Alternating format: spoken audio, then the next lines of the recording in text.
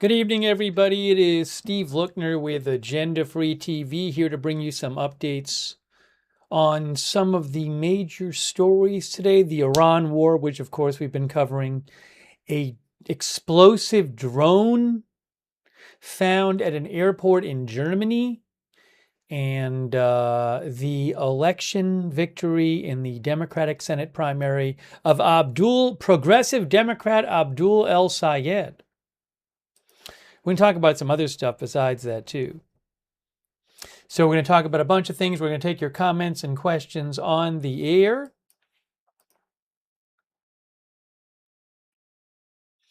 Also, thanks to our moderators for being here. Haley Girl is here. Thank you. Over there on YouTube.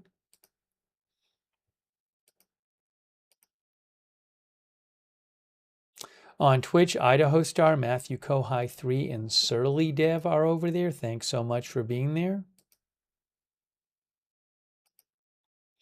Linda Belk, Larry, Misha on X, our Facebook mods as well.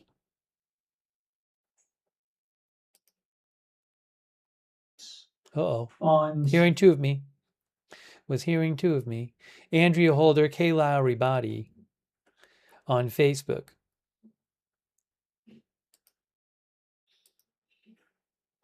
So I think we're going to start by talking about the Iran war. We've been covering so much that the war. And there's no attacks going on right now, but there's no new agreement yet. So will we have a new agreement? Although there's talk of a new deal, but it's unclear what that new deal would say and whether it would open the Strait of Hormuz. That's a whole other thing.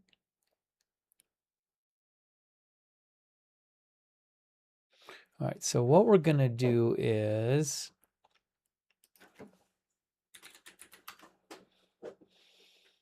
let's pull up a couple things here.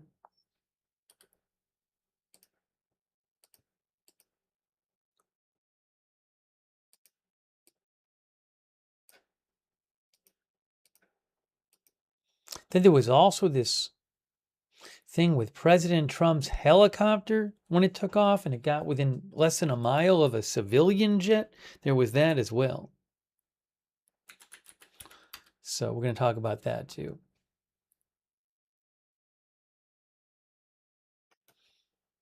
Okay, let's start with this though. Proposed Hormuz deal would give Iran control of inbound traffic, sources say. Sabra says the deal is with Iran and Oman. Well, that's reportedly who's negotiating right now. But it's unclear if they make a deal, is the Strait of Hormuz going to be open? I've seen some different things.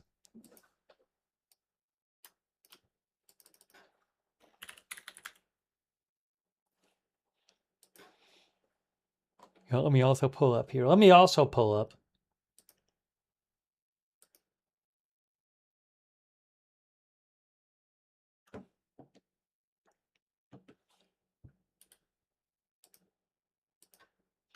There. That's marine traffic right there. Marinetraffic.com. The ship tracking and marine analytics provider. So that's the Strait of Hormuz.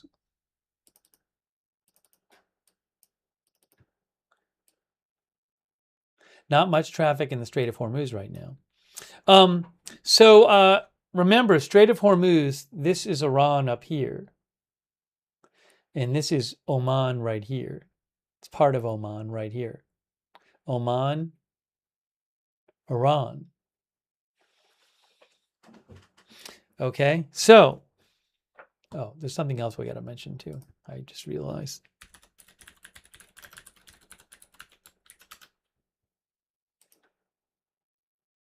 So there's reporting that Iran and Oman are working on a deal to make some sort of arrangement in the Strait of Hormuz, at least temporary arrangement. And if I remember right, we'll get to the specifics. If I remember right, it says that ships will basically come this way in Iranian waters, and they'll go this way. That's not a great drawing there. They'll go this way near Oman. I think it's in through Iranian waters and out through Omani waters. And there's some reporting that are saying that this is like, I think, a 60-day deal, and that Iran wouldn't charge tolls during the 60 days, although I'm not sure. And as I'll show you, the Iranian Foreign Ministry made comments today that suggested that even if there is a deal, it doesn't mean that all ships would be safe to go through the strait. I'll have to show you that. That's a whole other thing. John Boogman says, same old crap. Yeah, so I mean, I think we need to be careful right now about this deal talk. And, oops, you know what I have to do? There's something I didn't do here. Ah, that's what I didn't do. I think we need to be careful before drawing conclusions about what this deal is going to say and what it would mean before it actually happens. Also, let me remind you, as I'm sure many of you remember, there already was a deal. It was called the Memorandum of Understanding. And that didn't last too long, the Memorandum of Understanding. By the way, thanks to Gordos48 from Canada. Thanks, Gordos. It's really nice of you. Gordos48. Also, Tom Lewis, our member. Tom says, isn't it full of mines? We'll talk about that. There's some reporting that says the deal involves mine clearance, but it's not even clear if there are mines in the strait and where they are. But there's some reporting that says that that's part of the deal. So it was also part of the Memorandum of Understanding. Amanda Kay says there was no understanding. All right, let's look a little at the Reuters reporting here just to get us on the same page.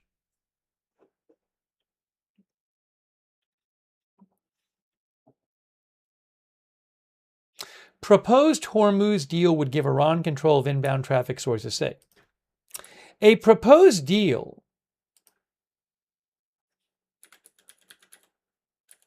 by the way, before I even mention this, remember something else. You might say, oh, Iran only gets control of inbound traffic. Well, it's a dead end. There's once you go in, there's no way out except going back out the same way, right? Because there's the Persian Gulf. Unless the ship's going to stay in the Persian Gulf forever. So basically, any ship that goes out is going to have to be a ship that came in, unless it was there at the start of the deal.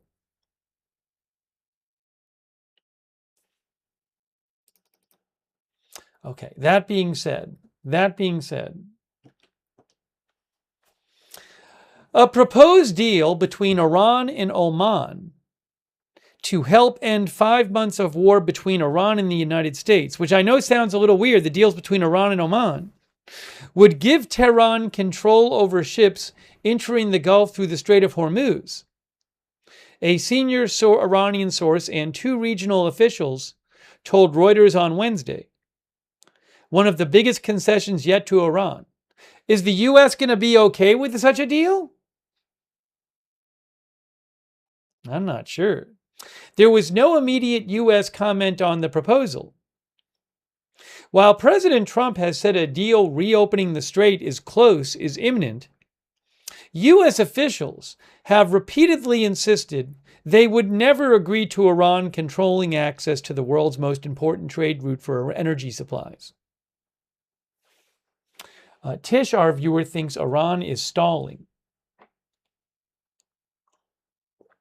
An agreement that gives Iran authority over traffic through the Strait of Hormuz would mean that the war launched by the U.S. and Israel in February had resulted in a major shift in the balance of regional power in Tehran's favor. Before the war, the strait was freely open to all ships with no fees. KH Funny Farm also thinks Iran is stalling. Amid a wider diplomatic effort in the region, Iran and Oman have been engaged in bilateral talks regarding the strait that they each control through northern and southern channels. Iran reported significant progress in the talks and said both inward and outward journeys would pass through Iranian waters. Well, this I hadn't seen. I read an article yesterday which said something different. The article I was reading yesterday said the deal was being worked on. It was going to be going in through Iranian waters and out through Omani waters. This article says that Iran said, I don't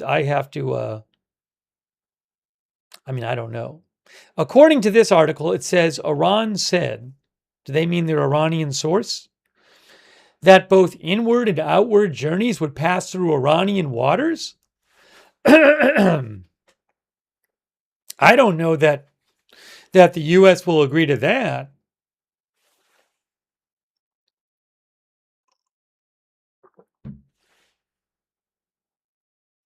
That's interesting.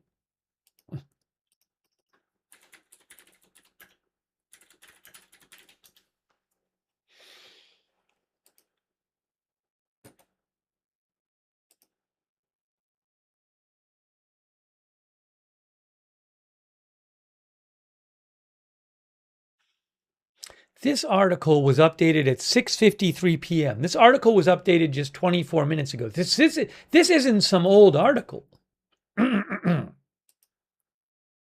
This is a pretty new article. Huh.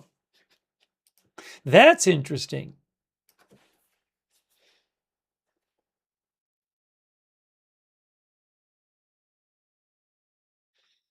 Meanwhile, Iran has warned Gulf states that... Now, this is something else that's interesting. Look at this. Excuse me.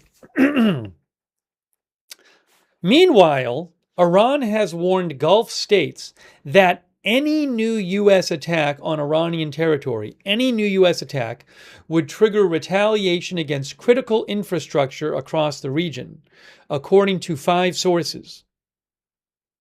As Tehran seeks to raise the cost of military action by threatening Washington's closest regional allies. One Gulf official said the Iranian warning was unequivocal. If America targeted Iran's infrastructure, they would retaliate by striking Gulf energy facilities and other regional targets. Now that says, so what this is not saying is that any new U.S. attack... Well, actually, no. See, this is a little confusing here, because this says any new U.S. attack on Iranian territory, whereas this says if America targeted Iran's infrastructure. That's 2 different things. There have been plenty of Iranian attacks on Iran that didn't hit Iran's critical infrastructure. However, I will say in this other Reuters article today, it says, Iran has warned Gulf states that any new U.S. attack on its territory would trigger retaliation against critical energy infrastructure across the region.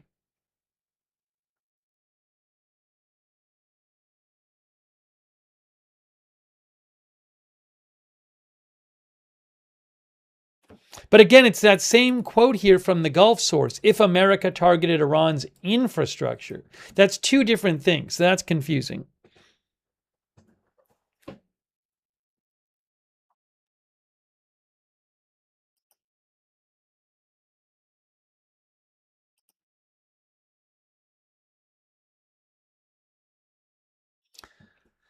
All right, so again, Reuters is reporting that according to their sources, the proposed deal between Iran and Oman over the Strait of Hormuz would give Tehran control over the ships. But see, this is confusing too. It says here would give Tehran control over ships entering the Strait of Hormuz.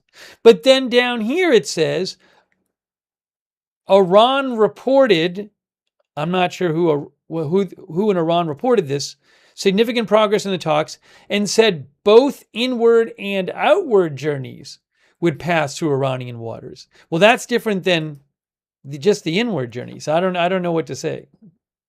Even this article seems unclear on what the reports are.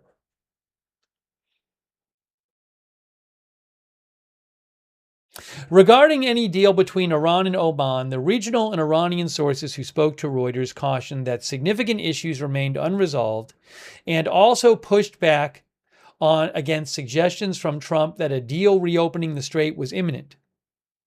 One regional source told Reuters, the concession has already been made regarding some form of control over Hormuz. The other regional source said there were still details to be determined about how control would be defined, with Gulf negotiators insisting regional countries supervise inspections of ships and that any payment of fees would be voluntary. According to the senior Iranian official, Iran is seeking fees of between 5 and 7% of the price of cargoes from ships using the strait. Oman is discussing fees of around 3%, while Washington wants no fees at all.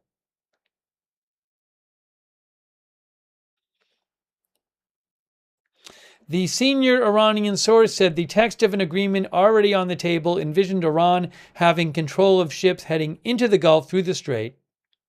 And one of the main sticking points was what role Iran would also have over ships heading in the opposite direction. Oh, here is clarification. In comments to Iran's official IRNA news agency, the Iranian deputy foreign minister said the arrangement was designed in such a way that commercial ships will pass through Iranian territorial waters, both on the inbound and outbound legs.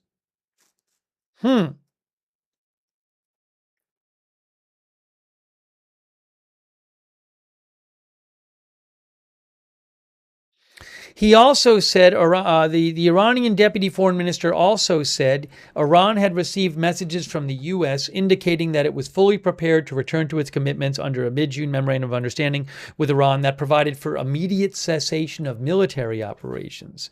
He said this was a condition for opening the strait, while adding that no talks with the United States had been held in recent days. All right, well, what I can tell you is, first of all, it's not entirely clear you can see from the article some of the possible contours of a deal between Iran and Oman. This article suggests that, and by the way, I'm not surprised at this. When Iran and Oman are negotiating, I would certainly think Iran has more power in those negotiations. That's just my unexpert feeling on the matter. So I would certainly not be surprised if Iran and Oman are negotiating about the Strait of Hormuz and Iran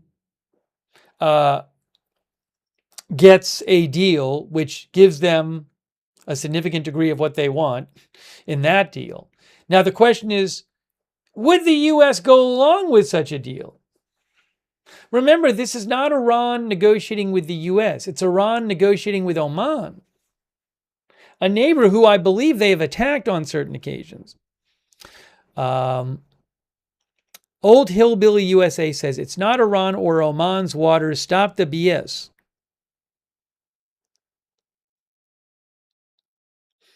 Alaskan Lost says, this is a mess. The Knight's Palace says, sounds like target practice is waiting to happen. Evelyn in Maine says Tehran's approval before transiting the strait. Yeah, I mean, you can't tell from this article. We haven't seen a deal. But is a deal going to say that Iran has to... I mean, if the ships go through Iranian waters, I would think Iran would probably say we have to approve who's going through there. Tony Lives Here says ballroom of confusion. Jerry Kovacs says that's like holding the world hostage. Cam says any fee is a failure. Now, did President Trump, am I right, did he post about this like yesterday? President Trump has been saying that he thought a deal was close. But I don't know. Hold on a second here.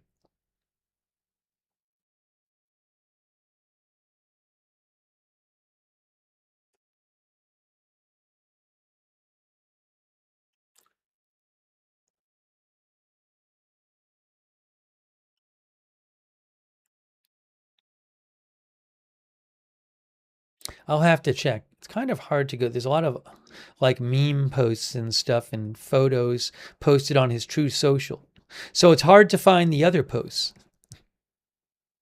So much other stuff there.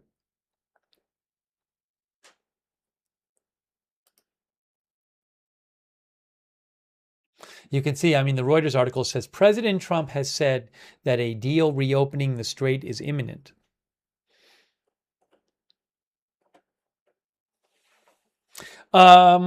Catherine Santiago thinks he says a deal is close every day. I also saw something else I want to show you, which I found interesting, regarding this possible Iran-Oman deal over the strait. Look what I saw in Iranian state media today, a comment by the Iranian Foreign Ministry spokesperson. Look what the Iranian Foreign Ministry spokesperson said.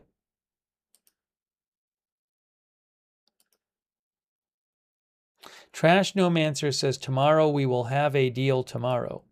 I mean, didn't oil go way down on because supposedly a deal was close? I don't know. So look, this is the comments from the Foreign Ministry spokesman of Iran. And look at that third paragraph there. Regarding the impact of the Iran-Oman bilateral understanding, by the way, this is from Iran state media, Mer News. Regarding the Iranian deputy foreign minister said, regarding the impact of the Iran-Oman bilateral understanding deal on the security situation and commercial shipping in the Strait of Hormuz, the spokesperson for the foreign ministry spokesperson Bakai noted, the closure of the Strait of Hormuz was due to the military aggression of the United States and the Israeli regime against Iran and its security consequences for the entire region. As a rule, the Iran-Oman understanding, the Iran-Oman deal in itself cannot mean the strait will become safe for passing ships, because the factors that make the Strait of Hormuz unsafe by the United States, especially the naval blockade and other aggressive and threatening actions against Iran and its interests, still exist. So this seems to be saying, well, whatever deal Iran and Oman makes, that doesn't mean the strait's open. That doesn't mean ships can go through safely. Ships can only go through safely if, along with the deal, the U.S. pulls its whole blockade on Iran, lifts the blockade, and also stops any other aggressive and threatening actions against Iran and its interests. So that's what the Iranian Foreign Ministry is saying. Even if there's a deal between Oman and Iran, the U.S. has to lift their blockade and stop any other aggressive and threatening actions against Iran and its interests. I'm assuming that would mean Iran would be able to sell oil freely.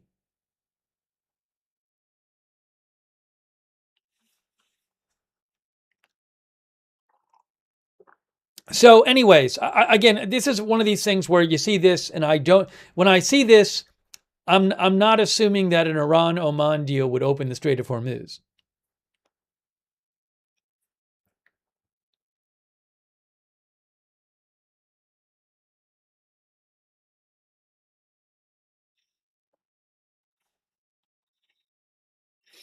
Fishies and Chips says, what a mess. Amber Dog says, I'll take no deal for the win. You don't think there'll be a deal between Iran and Oman? Remember, Iran and Oman can make whatever deal they want. They don't have to have the U.S. approve it. But then there's the question of whether the U.S. will go along with it. Quick Sugar Plum thinks Iran says, we own it and we'll break it again anytime we want to.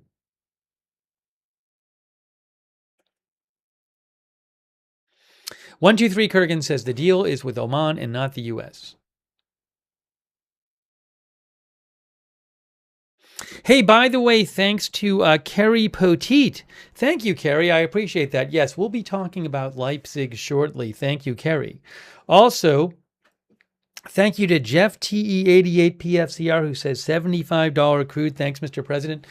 Yeah, it seems to me that oil has gone down a lot based on this talk of some kind of deal to stop the war and open up the Strait of Hormuz. Again, I'm not sure if that's going to happen. I have no idea, but as we've been talking about, there's certainly some obstacles to that happening, which would need to be overcome.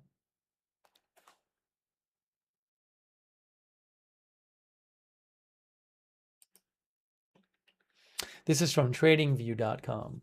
So the oil, this is Brent crude, which is around 80.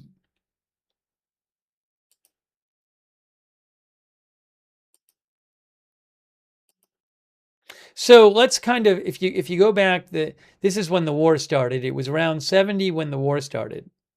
Then it went up. I mean, it got up to, I think, over 120. And then when the memorandum of understanding happened and there was talk that the war was going to be over, it got all the way down to like 71. Then the memorandum of understanding fell apart. The U.S. was attacking Iran every day for 13 days, and it went back up over 100. But in recent weeks, there's been this talk of a deal, especially the last few days. It's gone from like 90 to 80.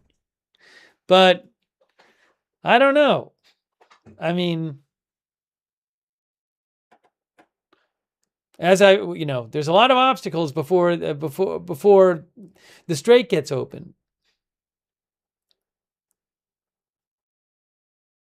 That's WTI. My guess is that, no, sorry, that was Brent. My guess is that WTI is similar. Yeah, it's a similar chart with WTI, U.S. crude. Last 6 months chart. Start of the war goes up, memorandum of understanding goes down, goes back up again, then goes down in the last couple weeks.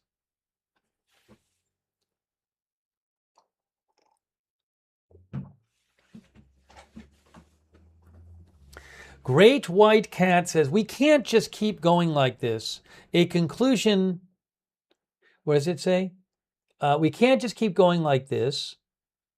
I can't find the comment anymore. Where'd it go?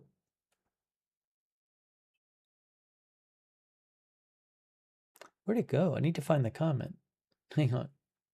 It's confusing. Oh, there's my thing here.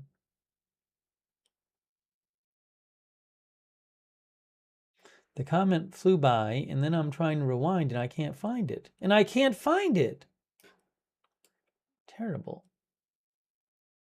So many comments. Let's see if I can find it. Anyways, I read some of it.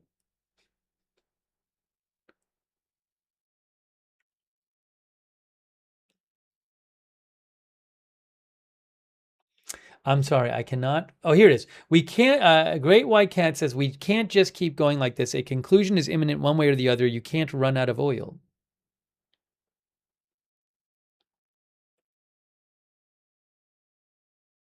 Now, the world, I don't think is running out of oil right now. But, I mean, every week, at least recently, the Strategic Petroleum Reserve gets lower.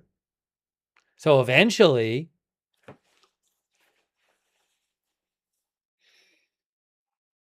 you could have issues if the U.S. can no longer keep supplying the same amount from its Strategic Petroleum Reserve. But there's debate on when that would happen. Maybe we'll talk about that later. Hey, also thanks to JDest1NY for the memberships, who gave 5 memberships. That's really nice of you. If you got a membership, make sure you thank JDest1NY or JDestiny. Thank you also, Carrie Poteet, who says, where's Kushner? Thank you, Carrie. Thank you also to Space Duster, our member, Dingier Pillow, our member, Confidence in God, our member. Dan and Maggie gave 5 memberships. Please thank Dan and Maggie if you got a membership. Thanks so much, Dan and Maggie. That's really nice of you. Bradley Lore, our member, thank you. Aaron McCune, our member, thank you. Dragon, thanks for subscribing. Drogon, not Dragon, Drogon. Drogon and Enlightening Fart subscribed. Also, Warlord Wolf, Dan Friend, thanks for your support. Justin D. Winters. Thanks, Justin.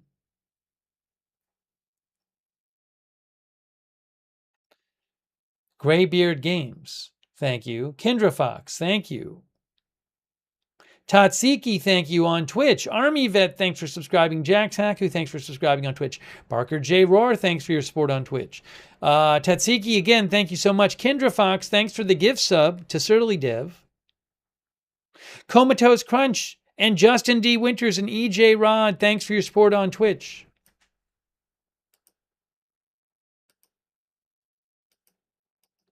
Maybe we'll do a poll. We're going to do a poll right now.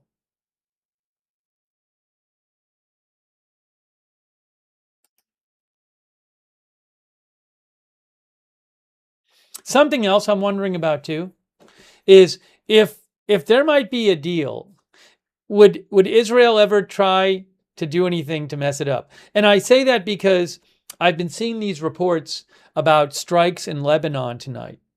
So, for example, Roy Case says there were strikes in a suburb of the city of Tyre, Lebanon, for the first time in several weeks.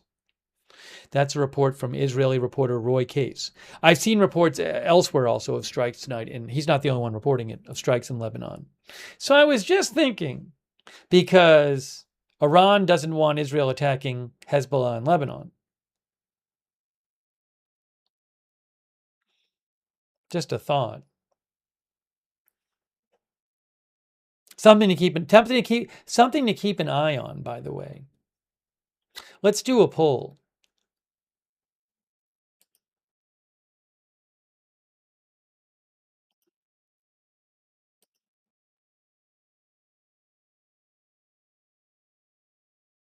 Oh, you know what? I can show you something about Lebanon too, real quick.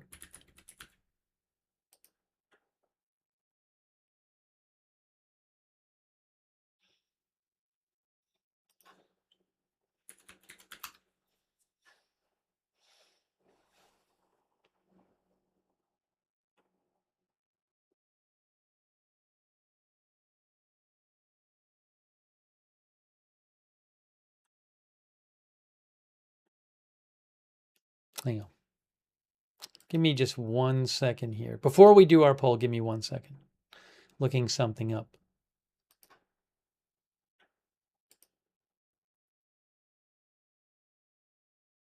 Oh, the IDF probably posted about this.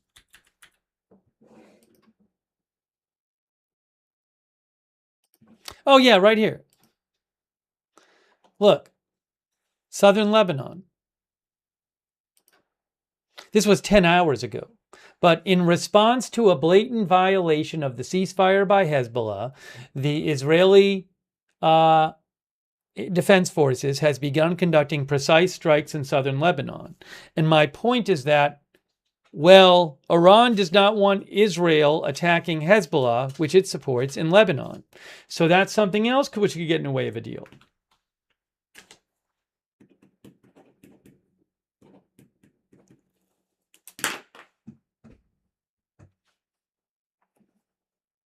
So just something to keep an eye on. Alaskan Lost wants Israel to knock it off. I think Alaskan Lost wants her to be a deal.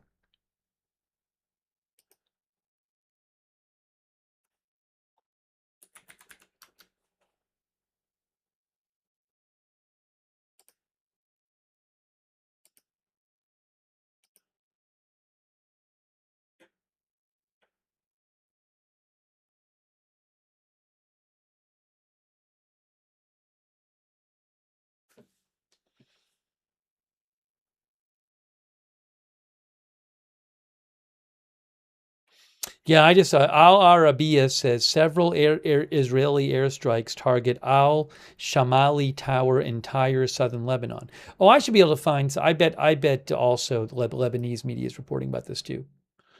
Hold on. I'm telling you though, something to keep an eye on.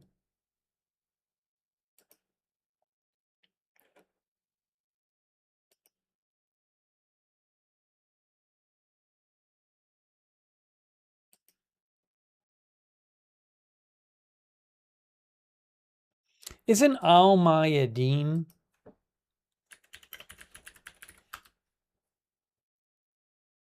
That's a Lebanese outlet, Al Mayadeen. Wikipedia says they've been categorized by many media outlets as pro-Hezbollah, but they are reporting new strikes. Al Mayadeen, which is a Lebanese news outlet, just a few minutes ago, just about 10 minutes ago, about 20 minutes ago, they said an attack in 3 waves targeted Tyre, Lebanon, resulting in injuries to a number of citizens.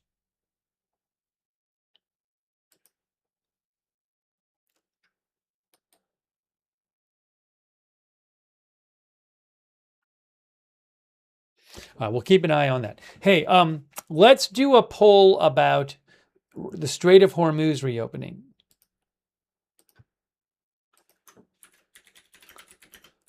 Will the Strait of Hormuz reopen within 2 weeks?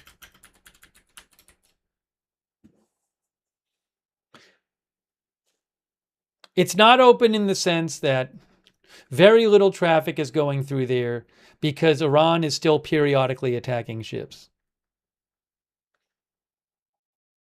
All right, so open means Iran has agreed to not attack ships anymore. Traffic recovers to a great extent.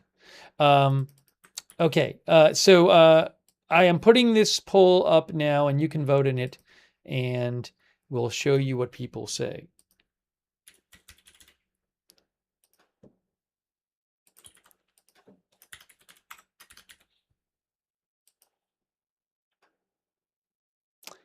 And I just need to get the poll posted everywhere.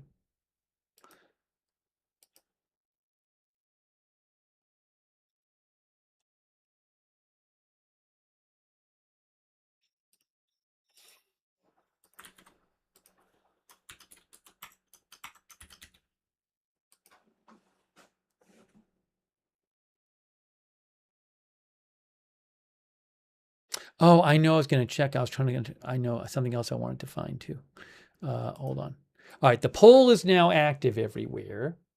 And let me show you guys special live shot of you guys looking at the poll and voting.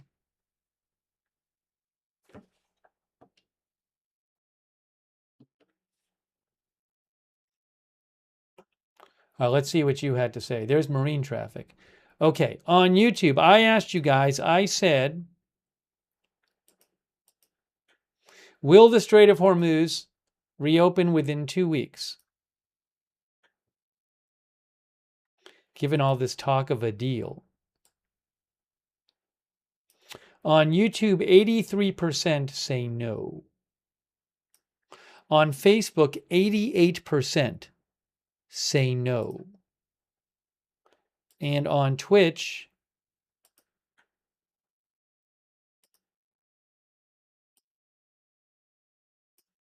83%. It's the same on Twitch and YouTube. Look at that. Wow. Incredible. One of our viewers just said we will have to force it open. That's what RJP says. Bright07 thinks it'll open and close in the same day. Beach Bum thinks the Ayatollah wants a deal, but the IRGC wants war. Lego Common Sense says thousands of ships have gone through the strait already. I don't know if it's thousands, but a reminder. So the average was about 130 a day, which would be about 900 a week, right? So that would be about, so 900 a week would be around what? 3,600 to 4,000 a month, right? And 5 months. So just doing the math, you're talking about roughly 20,000 ships a month, right? So I don't know how many have gone through, but suppose it was true that 3,000 ships have gone through. Now, I don't know. I mean, we can check the numbers. In recent days, it's been stuff like 4 a day, 5 a day. I think I saw a report that 10 went through yesterday, but this is compared to 130. But if by my math I just did, 900 a week, 3,600 a month, or 4,000 a month, 5 months of war, about 20,000 ships. By my math, you could have a case where 3,000 went through, so you'd be correct that thousands of ships would gone through. Would you still call that? If 20,000 ships was the usual number, and 3,000 had actually gone through, would you consider the Strait of Hormuz open in that chance, in that consideration, in that situation? I don't know that you would.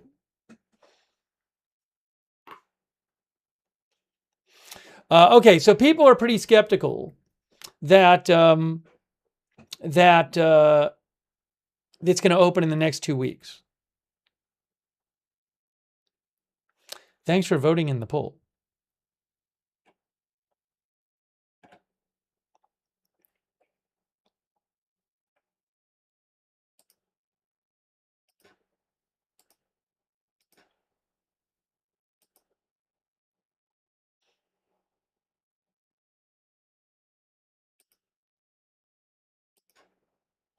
Facebook ended up being 81% no. By the way, thank you so much to Tormented Tantalus gave 50 people memberships. Wow. 50 people just got memberships from Tormented Tantalus. Incredibly generous over there in the chat. Please thank Tormented Tantalus if you got a membership, because 50 of you did. Also, 10 of you got memberships from Gordo's 48. So please thank Gordo's 48 if you got a membership. Very nice of Gordo's 48. Thank you, Lowkey 1988. Thanks, Confidence in God, for your support. Thanks, Extra Mile 150. Thanks you again, Confidence in God. I will keep you updated on my travel plans. Thank you, Madamus, for being a member. Hey, and I think I thank Jay Destiny for giving out memberships. I did. Also, thanks so much to Mystical Buddha Cake Shop. The Mystical Buddha Cake Shop. Thank you so much for your support. That's very nice of you.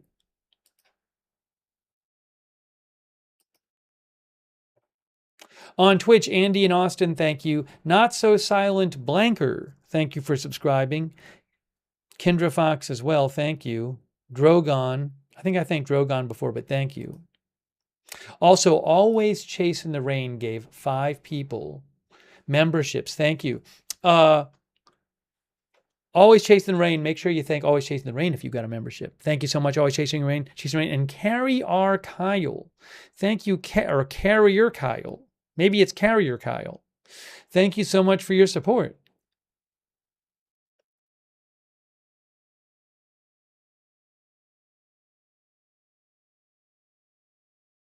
We're going to come back and talk about more Iran stuff. I mean, there's a bunch to talk about, so we kind of just scratched the surface. But I want to talk about the other stories as well, and then we can come back and talk about Iran. But I do want to find one thing first. Hold on.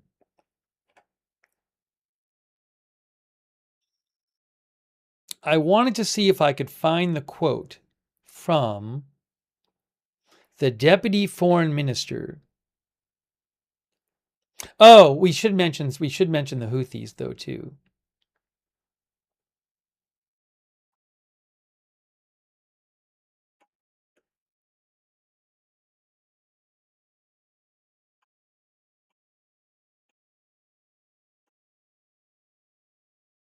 Ah, here it is.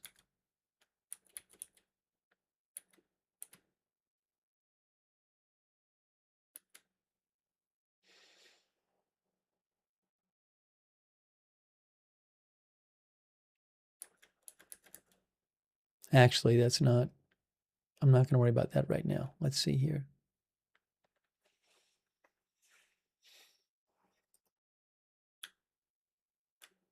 Oh, here it is. Let's see.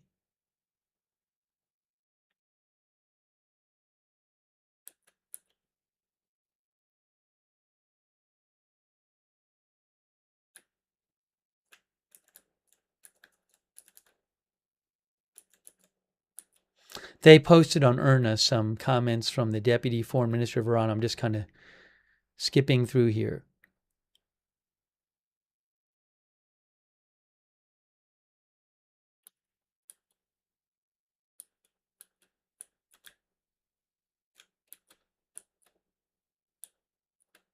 Oh, okay. So here it is. This is from the Deputy Minister of Foreign Affairs for Legal and International Affairs.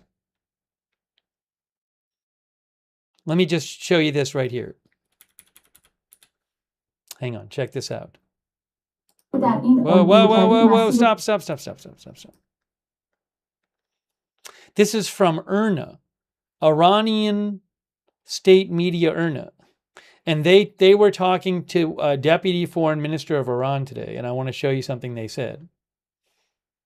Check this out. Check this out.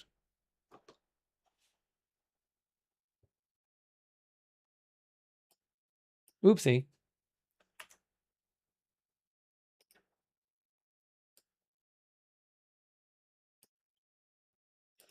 So there's Iranian Deputy Foreign Minister Garibabadi. And he says, hold on. He says, a significant portion, oops, you can't see it now. Up here. A significant portion of the ship's entry and exit routes will pass through Iranian territorial waters. According to this, he's talking about this deal being negotiated with Oman. See, if you go up here, it says the new understanding with Oman is a new model for the Strait of Hormuz arrangements, different from the model of the past 60 years.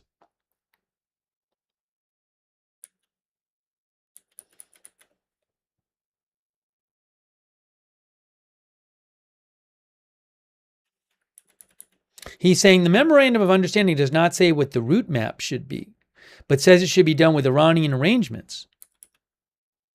What is now being understood is naturally a new model, he says. This new model is not a continuation of the model for the Strait of Hormuz that was implemented for 60 years, but rather takes into account the issues and conditions of the day, the security conditions surrounding the Islamic Republic of Iran, and the future arrangements that should govern the Strait of Hormuz.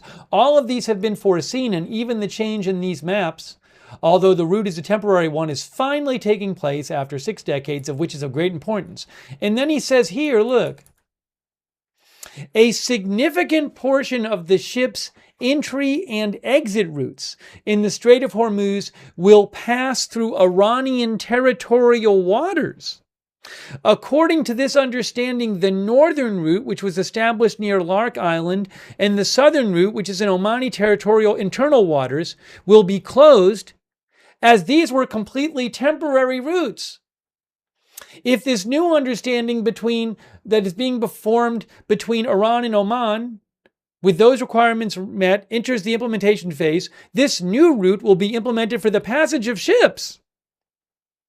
A significant part of this new route is located in Iranian territorial waters, and part of it is in Omani territorial waters. That is, it is designed in such a way that commercial ships will pass through Iranian territorial waters, both on the way in and on parts of the way out. Wow. Wow. There it is. That's the quote from Iranian Deputy Foreign Minister. Hang on a second. I got to post this. That's very interesting. I hadn't seen that earlier today.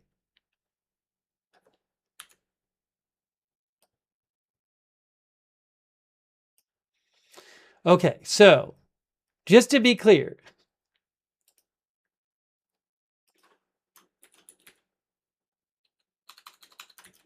Iranian Deputy Foreign Minister, what is he? Deputy Minister of Foreign Affairs.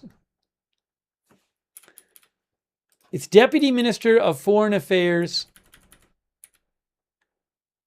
Garibabadi.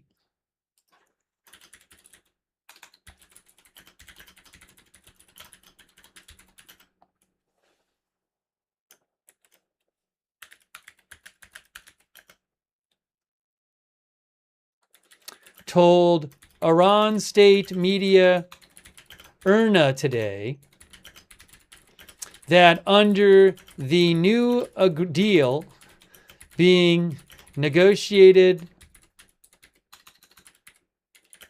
by Iran and Oman,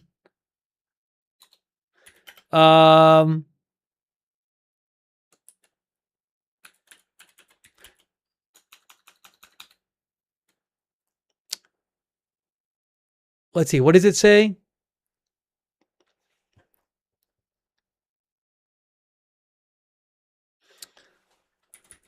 The new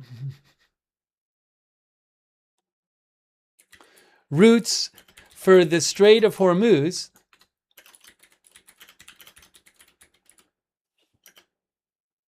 are designed in such a way that commercial ships will pass through Iranian territorial waters, both on the way in and on parts of the way out. Wow. I don't know that the U.S. is going to agree to that. Is the U.S. going to agree to a deal for the Strait of Hormuz where the ships on the all ships on the way in and the way out pass through Iranian territorial waters?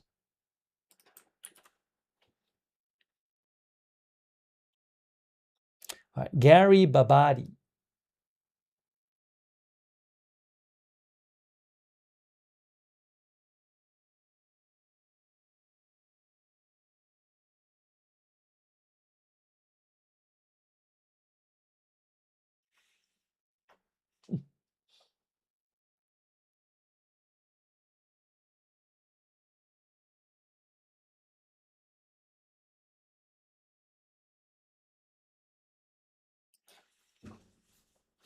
Okay, sorry. I didn't mean to. I think that's important. I think this is, with all this talk going around, I see headlines in papers that say a deal is close to open up the Strait of Hormuz.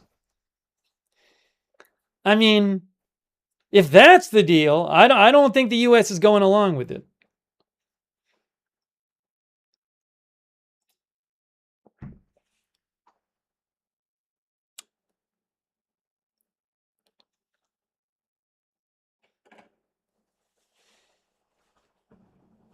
Jane Burke says they aren't bothered about America from the looks of things.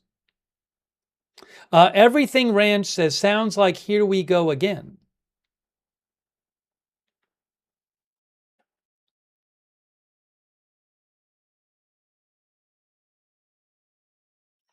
AFK Alien says Trump will say it's a win anyway if he can't get a better deal.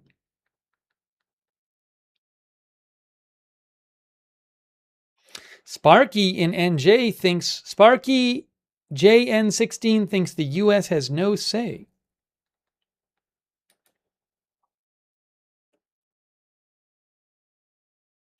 Mark F says yes, the U.S. won't agree to this. Mr. Weskers thinks Israel won't like that. Steve Carlson says that's crazy. The USA will never agree to it. McKinder says no deal. Lola P says I doubt the U.S. would agree to that. So I had read, there was an article a day ago. I want to say it might have been in the Wall Street Journal.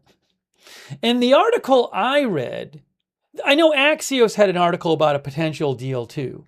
And one of these articles said that the deal was, well, for 60 days, like on the way in, ships will go through Iranian waters, and on the way out, they'll go through Omani waters. And then during the 60 days, Iran will help demine the central route, which was the formal route. And then after the 60 days, the ships will just go through the center. I didn't see any discussion of that, and that doesn't seem to be what the deputy foreign minister was talking about today.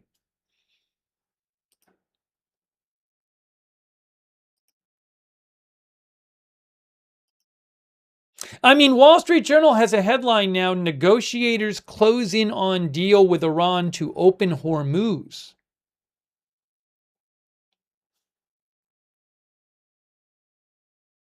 Yeah, and in the Wall Street Journal, it says it would set out in the Wall Street Journal article says that the deal would have an inbound lane near Iran and an outbound lane near Oman. Now, by the way, it's not in the big scheme of things.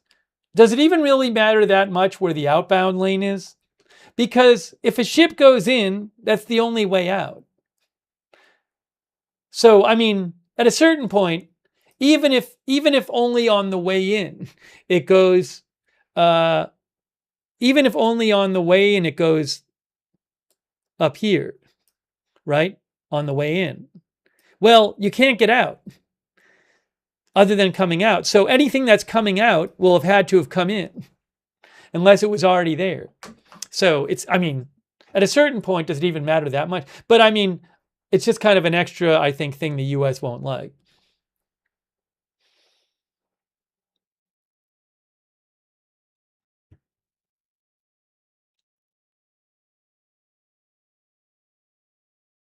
Now, according to the Wall Street Journal, there would be no tolls or levies during this temporary deal.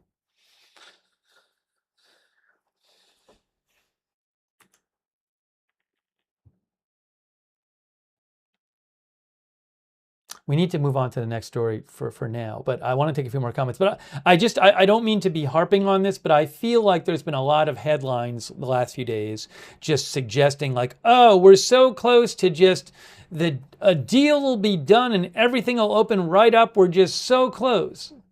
I'm not seeing it. Doesn't seem that close to me from what I'm seeing.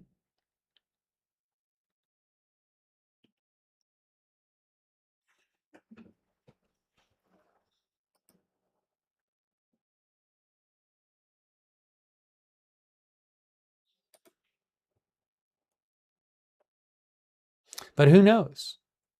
Maybe it's not. Maybe it's. Maybe we'll hear about something else. Mark J thinks it will never happen. Mike A thinks it will be crawling with IRGC fast boats.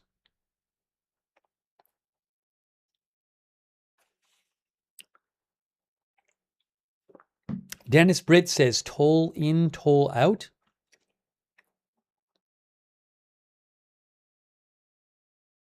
By the way, what if the deal says, well, no tolls for 60 days, but after 60 days we're charging a toll? If that's what the deal says, is the US going to agree to that? I don't think so. Tom Mix says this is beyond nuts. Harley Guy thinks we have egg on our face right now. Jason, it's unclear whether fees, what the deal is with fees. Jason Bray said, would fees be paid on the way out? We don't know yet.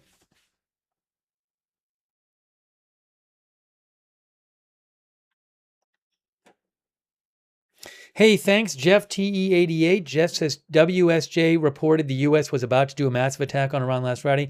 Well, what the Wall Street Journal had reported, they had said that Trump had given the order, but he could still change his mind. They didn't say it was definitely going to happen, but they had said that Trump had said he had decided to do it, but that could be changed. If negotiations, for example, looked promising, which Trump said they were, I don't know. So thank you, Jeff TE88 PFCR. I really appreciate that. Thanks, Crawdad, who says, but a toll pass or buy a toll pass. Thanks, Ron Lolordo, for being a member. Space Fraggle for being a member. Thank you again, Jeff TE88. Longboard Ninja Master, thanks for being a member. And Night Vibe TV, who's from Germany. Oh. Who says the federal minister said in an interview, one Stigerman TV, the origin has been state powers. Yeah, we're going to talk about this, and we'll talk about the plane incident, the incident with the plane in the year 2. We're going to talk about that next. All right, so we can come back to Iran. We got to move on. Thanks the Norfolk Thunderbolt, who says war never changes.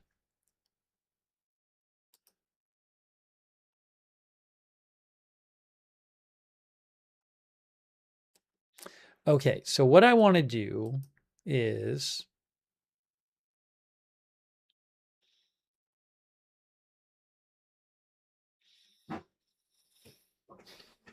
Give me a moment here. Oh, I want to do two things. First of all, let's shout out our mods. We have moderating. Haley Girl is modding. And Ruth is modding on YouTube. Thank you so much. We could not have our chats without our mods. Thank you. On Facebook, K. Lowry Body.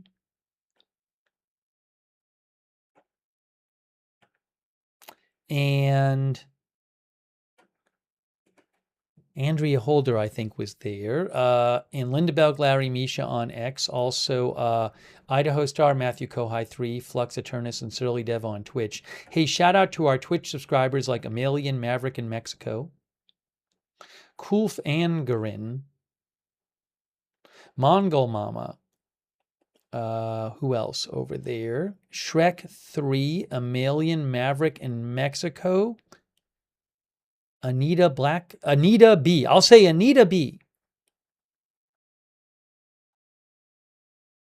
586 Smoking Joe Weed. Thanks for being a subscriber on Twitch. Shrek, Scorchio, Dan Friend, DJ Salt Lick, Steve God, Enlightening Fart, Lopsided, Mouse Kayla, My Mind Spray, Devil Doc, Azizat.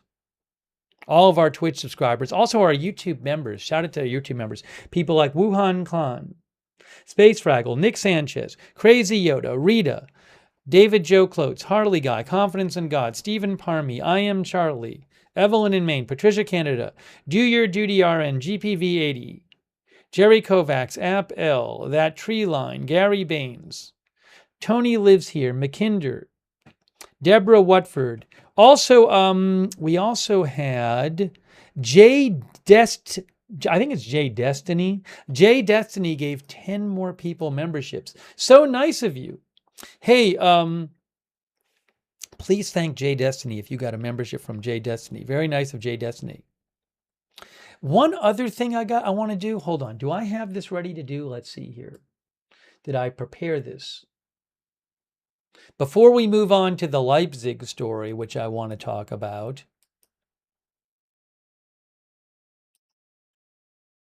we didn't even finish all the things I want to talk about with Iran. We got to get to the Leipzig story, then we'll go back.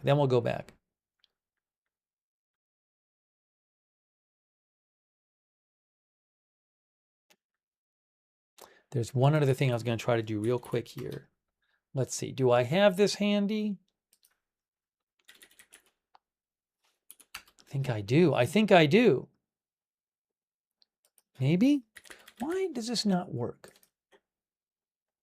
Okay.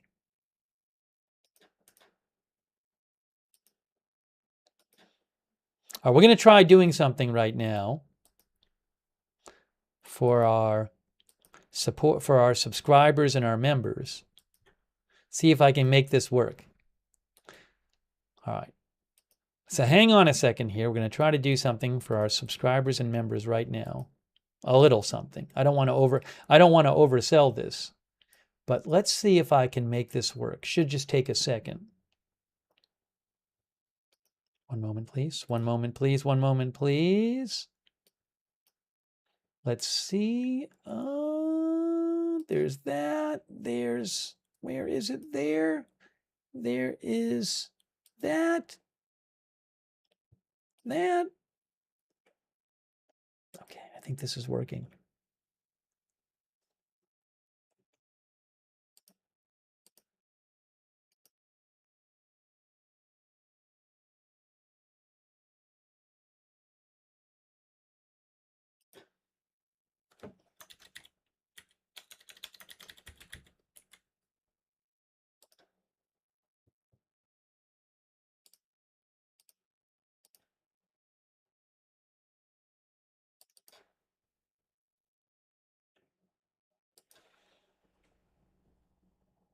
Okay, I'm almost done. I know this is taking a second, but I'll explain in a second what's going on.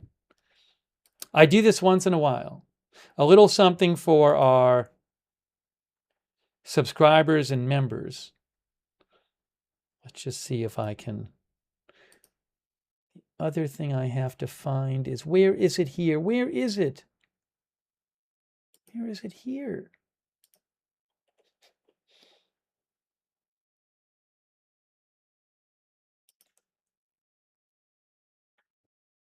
Oh, okay, I did it. I think I did it. I did it. Okay, one more. Here we go. Nice. There we go.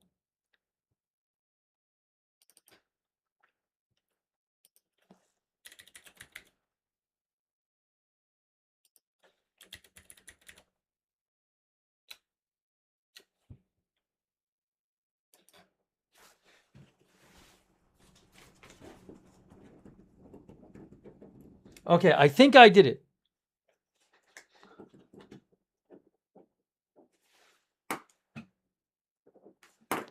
Now, let's see if people figured it out. Did this work?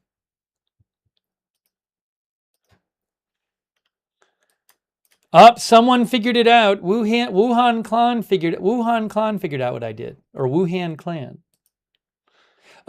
Simp Nasty figured it out. We did it. A new emoji. We have a new emoji or emote on Twitch, thanks to Sonic, who designs our emojis. Once in a while, I like to add new emojis or emotes. So we now have an oopsie, because I say oopsie all the time. So we have an oopsie emote and emoji.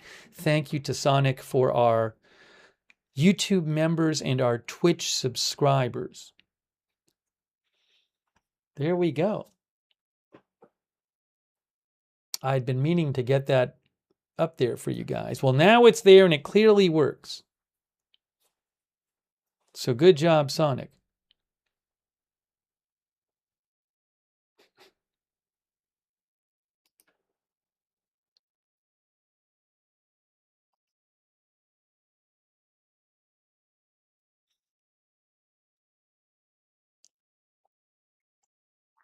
Okay. That being said, all right, it's time to talk about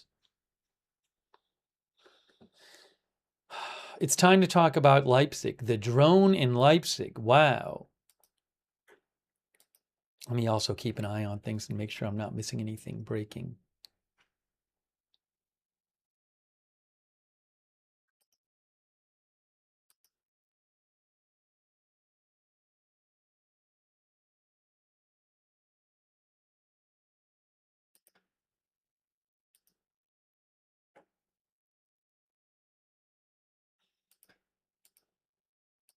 Okay, here we go.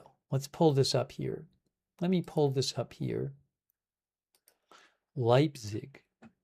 So Leipzig is a city in Germany, and they have an airport there. And I think it was overnight that a drone with explosives was found at the airport in Leipzig near some Ukrainian planes. Also, if I remember right, a plane was also got hit by a drone. Let me pull this up here. Look at this.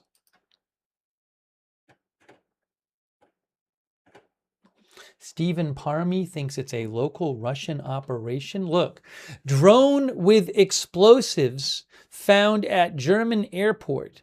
Official sees new quality of threat.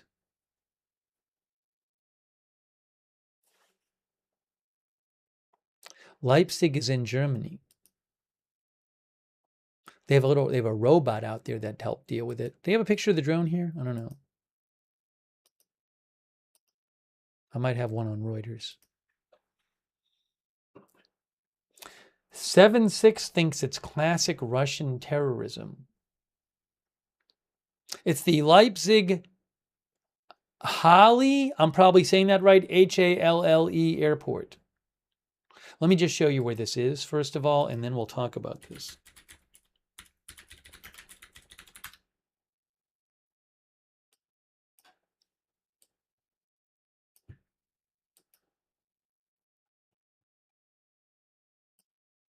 Okay, so I'm putting it on the screen right now. This is the Leipzig Halle Airport, although I'm probably pronouncing it wrong.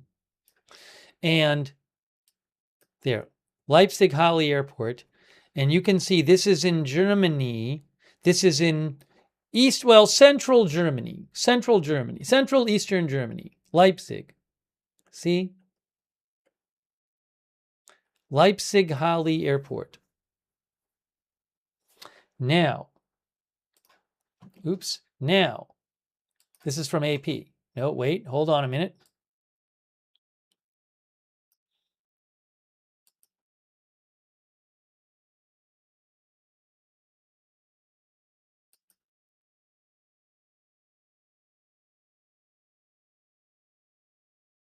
Here it is.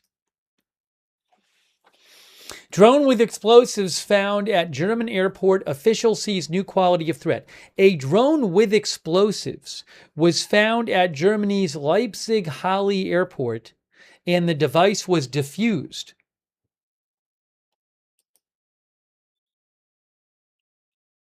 Authorities said Wednesday. Hold on. In an incident that the country's top security officials said posed a new quality of danger.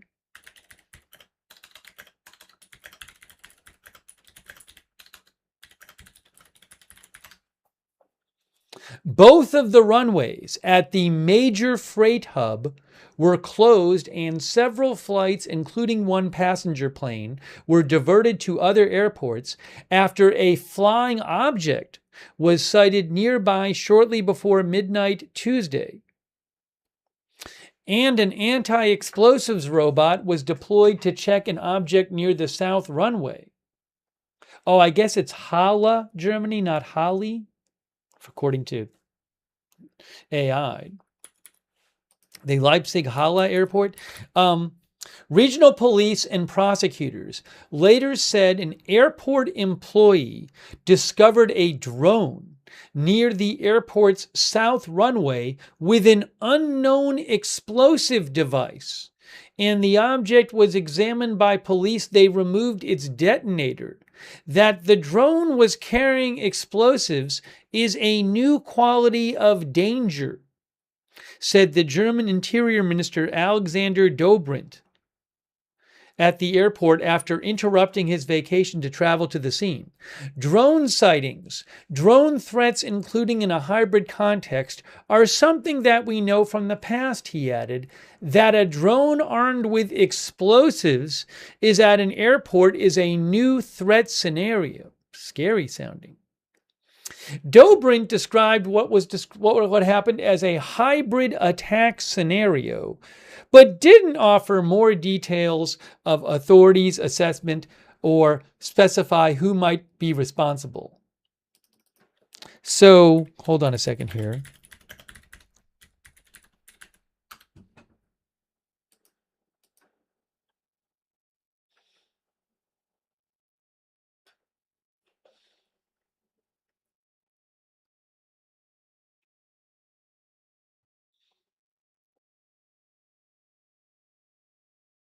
So, in terms of what a hybrid attack is, you can read about hybrid warfare on Wikipedia. It says there's no universally accepted definition of hybrid warfare.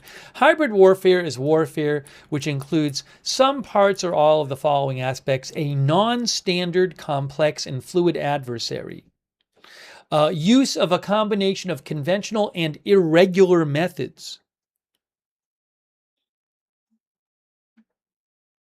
I mean, one way to think about it is like conducting war actions, but not involving traditional armed forces. That you could think about that. While there is no accepted clear definition, methods include political warfare and blend conventional warfare, irregular warfare, and cyber warfare, with other influencing methods such as fake news, diplomacy, lawfare, regime change, and foreign electoral intervention. By combining kinetic operations with subversive efforts, the aggressor intends to avoid retribution or attribution. I'm not an expert on hybrid warfare, but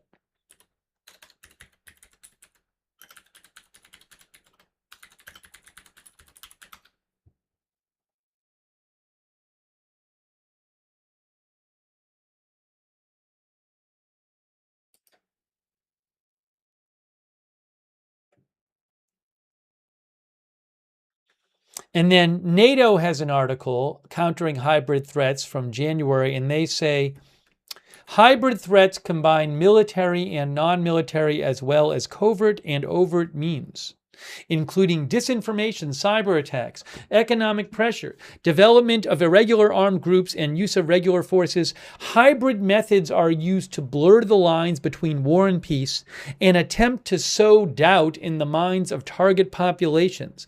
They aim to destabilize and undermine societies. For example, says NATO, the Russian Federation uses sophisticated hybrid strategies, including political interference, malicious cyber activities, economic pressure and coercion, subversion, aggression, and annexation. So, again, Wikipedia says there's not one accepted definition of hybrid warfare, but I wanted to just talk about that for a second.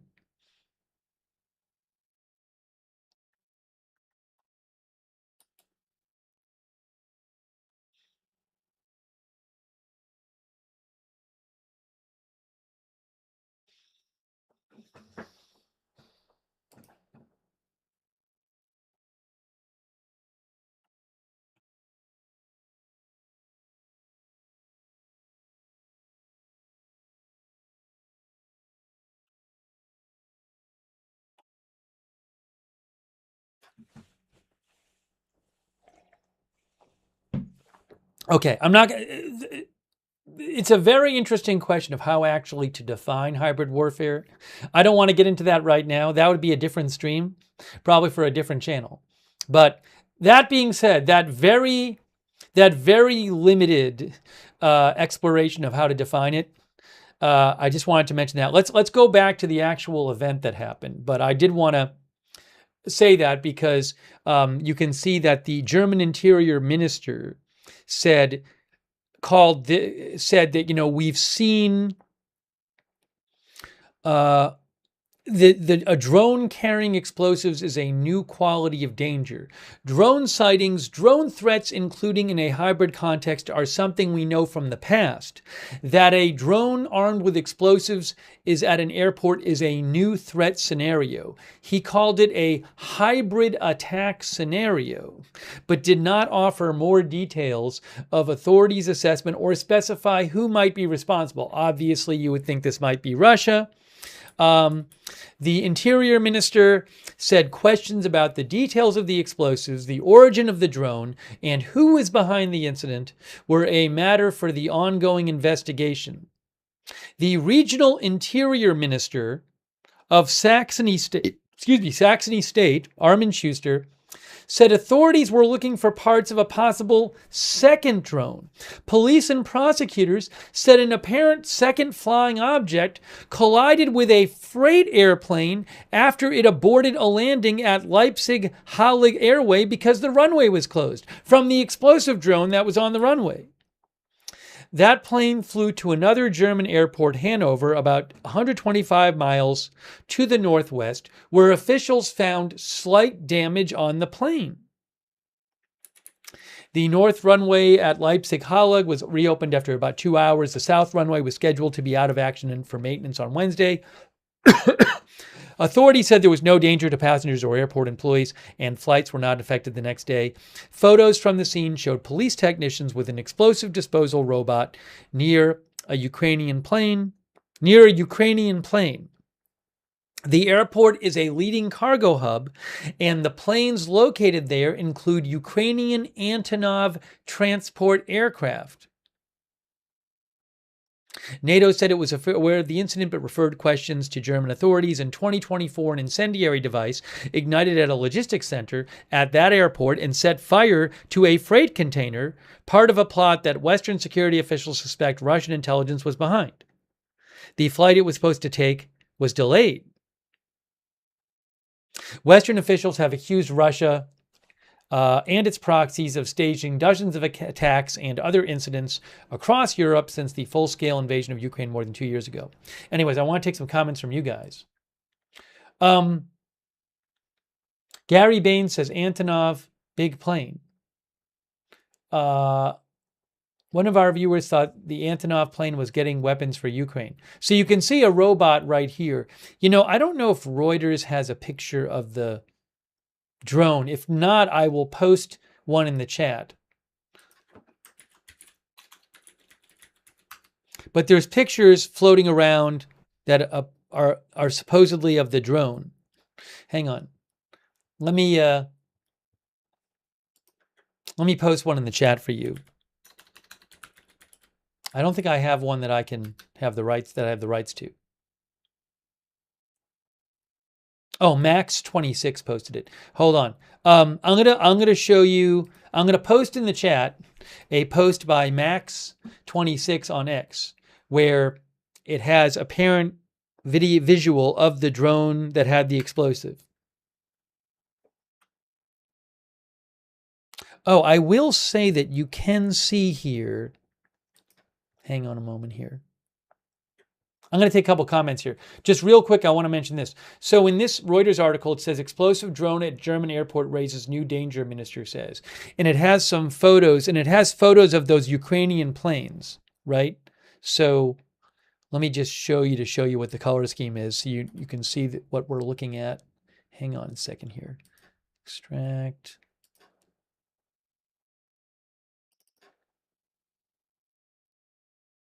These are the Reuters photos here from that article.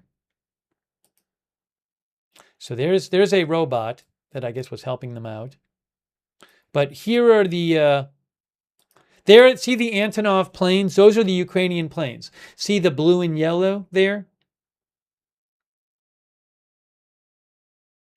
So when you see the, like in the AP article, that you can see some of the plane there.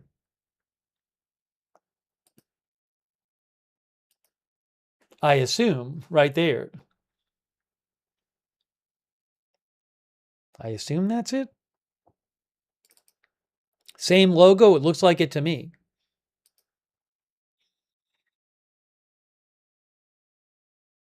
Rich Webb, that photo has been posted by many different accounts. It's not just Max26. Special Curson Cap posted it, who I find reliable.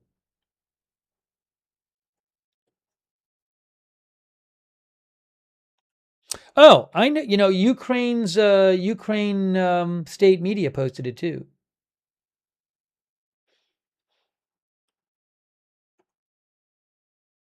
Anyways, I don't know the original story. I think Build might have had it, but I'm not sure. I would have to go look.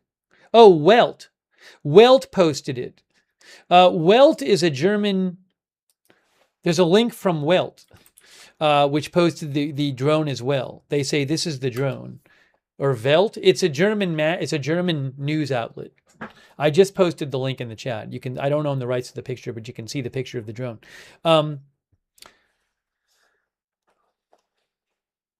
Now, by the way, in addition to the risks to, say, a Ukrainian cargo plane, that's just obviously a really scary situation if you have a foreign power flying drones around with explosives on them.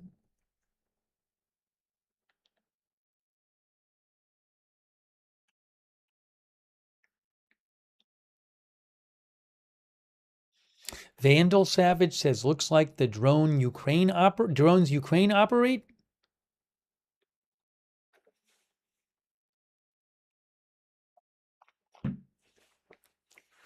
Our viewer on X says, not a Shahed, just an FPV drone with who thinks it has a 100-mile range. It's not one of those large Iranian drones, he's saying, that you sometimes see, you know,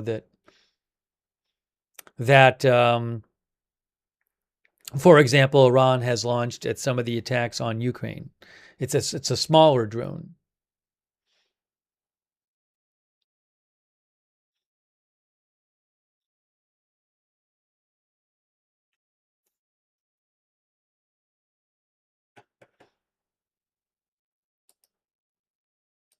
Now let me show you here. This is from where is it here? Where's the Reuters article? Explosive drone at German airport raises new danger, minister says.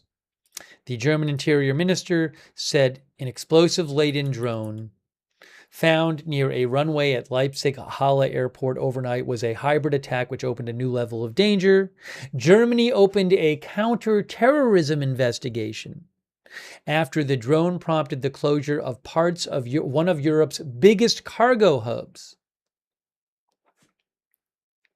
Airport workers discovered the drone in a restricted cargo area near the southern runway overnight. Flights were suspended and several aircraft, including some owned by German logistics firm DHL, were diverted. The Interior Minister said all speculation about the explosive, the drone, its origin, and who's behind it are now part of the investigation. It is part of the nature of hybrid threats that it is not always immediately clear where they originate, said the Interior Minister. And a diverted plane hit an unidentified object. Investigators were also examining what a cargo plane had struck in the air after being diverted from the airport in Leipzig, the Leipzig Halle Airport, during the disruption. Minor damage was discovered after the plane landed in Hanover. A source familiar said the plane belonged to DHL. German airports are on high alert after a series of unauthorized drone overflights at sites including military facilities, energy terminals, seaports, and logistics companies. The Interior Minister said, "What is happening now also shows that the assessment made months ago that we are dealing with a high level of danger was justified." Federal police have said the overflights by drones could have been organized by Russian agents. Germany's Bild newspaper reported that the Leipzig drone had been found in the immediate vicinity of a Ukrainian Antonov cargo plane. That airline has used Leipzig Halle as an operating base since Russia's full-scale invasion in 2022. The German Interior Minister said such threat situations are not carried out by amateurs, but must be prepared very professionally and executed professionally.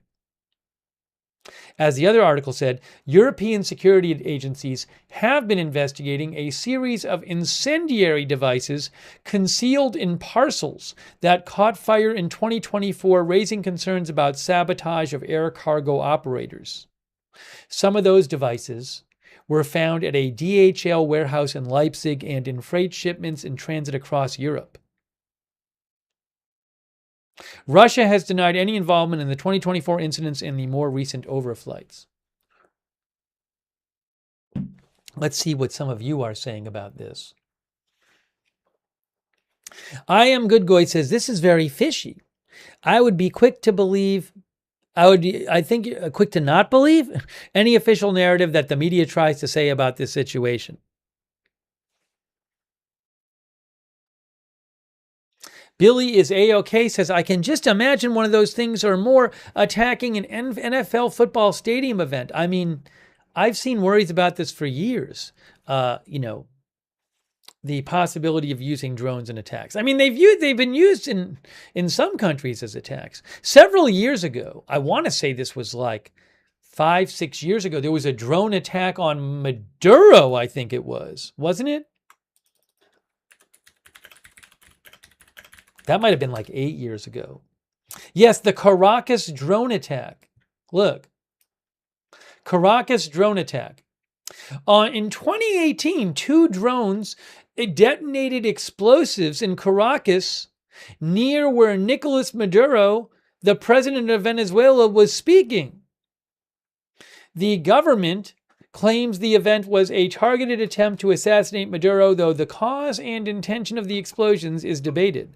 Others have suggested it was a false flag operation designed by the government to justify repression of opposition in Venezuela. Well, in theory, it might not have been an attack. You can read that article if you want. Oh, hold on a second. Hold on a moment.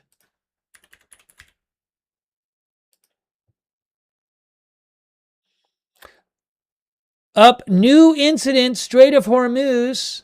Thanks to our viewer who mentioned it. Yo, it's Hassan. Hey guys, look what UKMTO says. Strait of Hormuz. This was reported today at about 5 hours ago. This is from today, about 5 hours ago. A ship in the Strait of Hormuz near Oman reported hearing 2 explosions while transiting the Strait of Hormuz.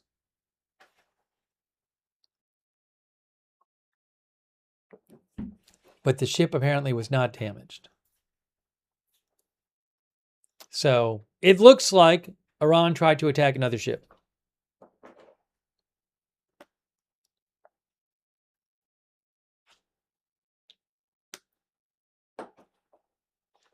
Pragmatic centrist says negotiations are going well.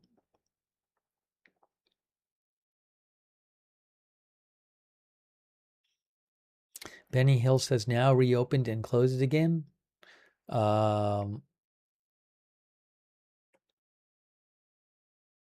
have been a number of reports like this in recent days. There was a ship that was hit a couple days ago, wasn't there? I have to go back and look. That's that one. Then, hold on, if I can go back. Right, this one here from 2 days ago. That was 2 days ago. A cargo vessel that was hit by an unknown projectile, which presumably would be a U.S., it'd be an Iranian attack. That was on August 3rd. And then I believe before that, on August 2nd, a ship reported hearing an explosion.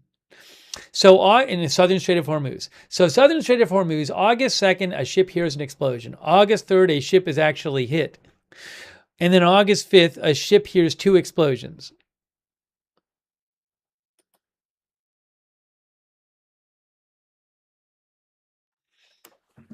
We're going to go back to this in a second, but I do want to mention a couple more comments on the drone situation.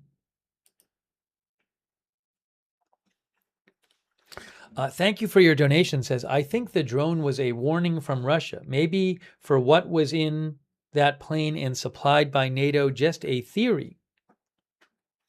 Thank you for your donation. Shelley Amsterdam, thank you. Shelley says this record is on repeat, referring to the ships being attacked in the Strait of Hormuz. Thank you also, Mr. Weskers. Thank you, Jay Destiny, who gave 5 more memberships. Jay Destiny has given a bunch of memberships. Very nice of you, Jay Destiny. Thank you. Susan Nelson, thanks for being a member. Alex78, thanks for the membership. Thank you, Michael Azat, who's watching from Egypt. Did the U.S. attack Iran again? No. That has not happened for days now. For a number of days. I forget when the last day was, but there's no new attack, Michael. But thank you, Michael, from Egypt. Thanks, AirBear22, for being a member. Chris M, thank you. Chris says, is Romania still dealing with projectiles from Russia? I haven't been keeping up with Romania lately. I'm not aware with any big incidents the last few days there, but I honestly haven't been checking every day.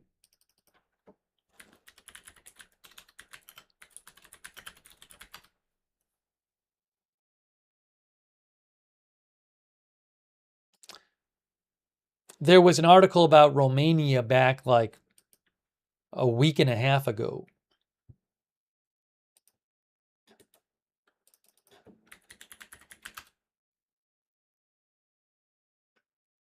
If I can pull it up here. Where is it? I don't know. Well, Reuters had reported back on the 26th of July that Romania had shot down a Russian drone over the Black Sea, which was the latest in a series of breaches of Romania's airspace that Romanian president called inadmissible and intolerable. Romania does share a around 400-mile land border with Ukraine, and Russian drones have repeatedly violated its airspace during the war with Ukraine.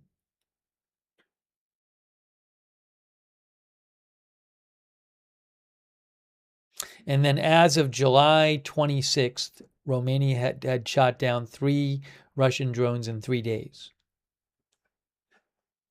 Thank you again, Chris MFM834. Also, Shaft. Thank you, Shaft, for the membership. Memberships. Shaft gave 5 memberships. Please thank Shaft if you got a membership from Shaft. Kim K. Carter gave a membership. Thanks, Kim K. Carter. That's really nice of you. Gilbert DeRilbert, thanks for your support. Ron Lolordo, thanks for being a member. Cotton Eye Joe, thanks for subscribing on Twitch. The Severinator, thanks for subscribing on Twitch. World Champ, thanks for subscribing. El Spuno, thanks for subscribing. Ranker 102, thanks for subscribing. The Gelgu guy, thanks for subscribing. Haunted Wind, thanks for subscribing. I appreciate that. Over on Twitch.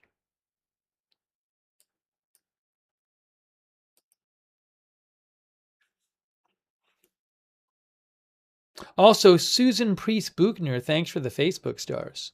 Thanks, Susan.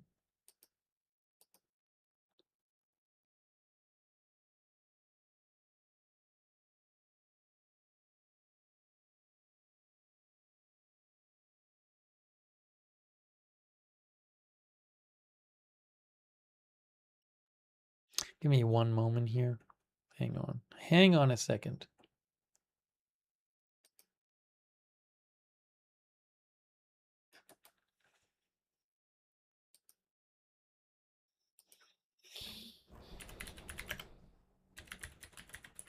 I was just going to check and see if there's any more updates on the Leipzig situation. Let me just check a couple sources here and see.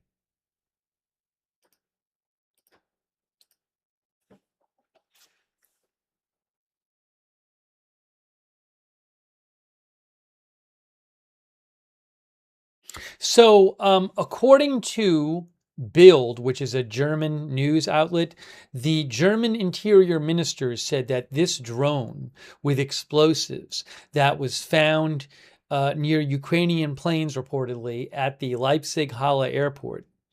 The German interior minister said this drone was specifically designed to circumvent existing drone defense measures.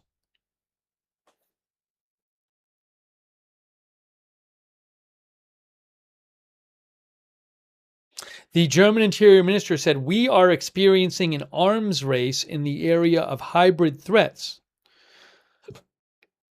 He said authorities must keep developing their capabilities because the attackers are trying to figure out ways to circumvent the protective measures.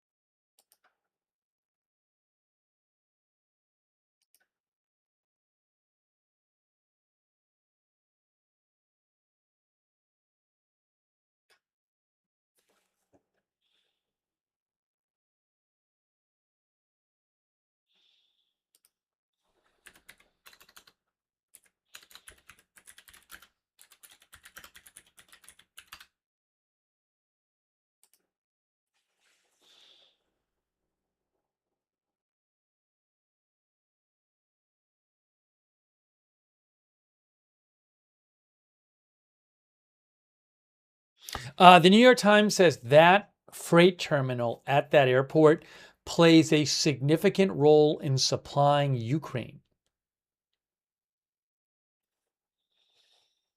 Okay, so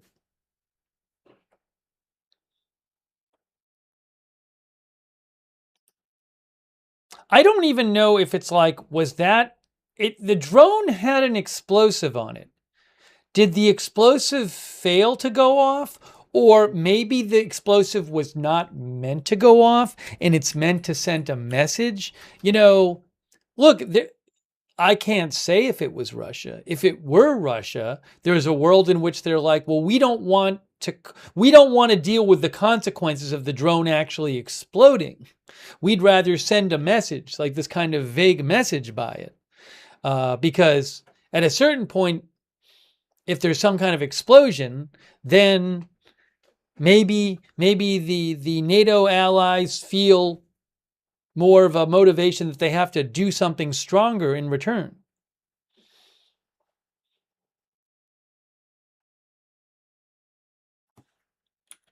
But I don't know.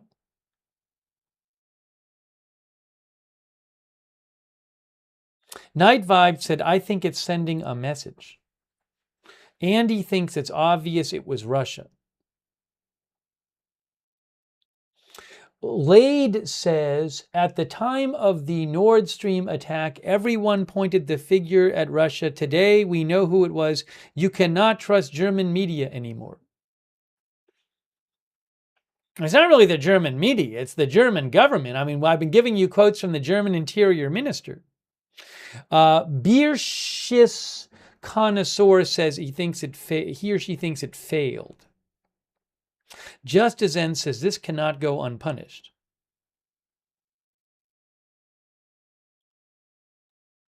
Fred Flintstone says drones are the new faces of modern warfare. Rays from Germany says, yes, Germans really know how good propaganda works.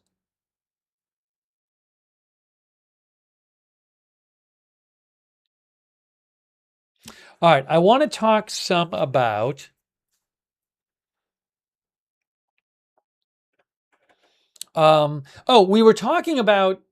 we just talked about this new report from the UK MTO saying that a ship in the Strait of Hormuz had reported about 5 hours ago hearing 2 explosions while transiting the Strait of Hormuz.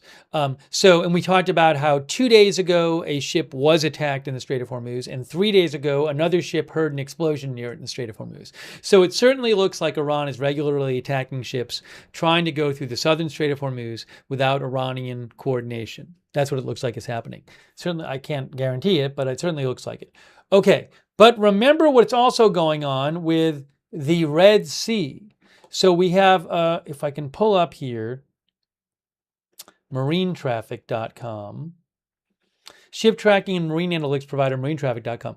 So we have the Strait of Hormuz, which Iran effectively closed, which is right here, which Iran effectively closed at the start of the war, shortly after the start of the war. And then we also have here the Red Sea and the Bab el-Mandeb Strait. And remember that Saudi Arabia, what they've been doing, because they can't really ship their oil out through the Strait of Hormuz, they've been shipping millions of barrels a day, sending it through this pipeline to Yanbu and shipping it out of Yanbu here. See, it says Yanbu. And they ship it out this way. And a lot of it goes to the south through the Red Sea, through the Bab el-Mandeb Strait. But what's happened in recent weeks is fighting has flared up and conflict has flared up after a few years of simmering down. Previous conflict has reemerged between Saudi Arabia and Yemen's Houthis, who are supported by Iran. And a couple weeks ago, I think it was, the Houthis said that they were putting a naval blockade on Saudi Arabia specifically. And they were going to not let Saudi Arabia, I think that if I remember right, they said any ship going, dropping off stuff at Saudi Arabia or picking up is a potential target.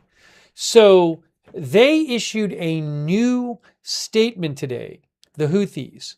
And what they said is they claimed that they attacked a Saudi oil tanker off the coast of Yanbu. Although I don't believe that's been confirmed by UK MTO yet. But they also said, what they said is that Saudi Arabia is to avoid the Houthis by going south. Instead, Saudi Arabia has been shipping stuff to the north and going through the Suez Canal up here, I guess, is where they'd have to go, the Suez Canal. But what the Houthis said today is they're going to start attacking Saudi ships in the northern Red Sea, not just the southern Red Sea, because that'll prevent Saudi Arabia from avoiding the Houthis by going north. Let me show you that statement by the Houthis today. I'll show you what they said. Here is the Houthi statement from earlier today. I'm going to pull it up on the screen for you. Let's look at the Houthi statement.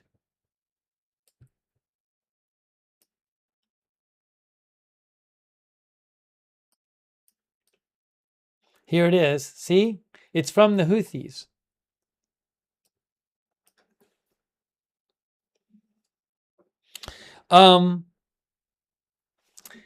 It says, in implementation of the Yemeni armed forces, that's the Houthis, decision to impose a maritime ban on the Saudi enemy and to establish the equation of a blockade for a blockade. Saudi Arabia has, I think, for years had a blockade on certain things going in and out of Yemen. I forget what on the Houthis basically in Yemen. I don't know the specifics about this, but they've had a blockade.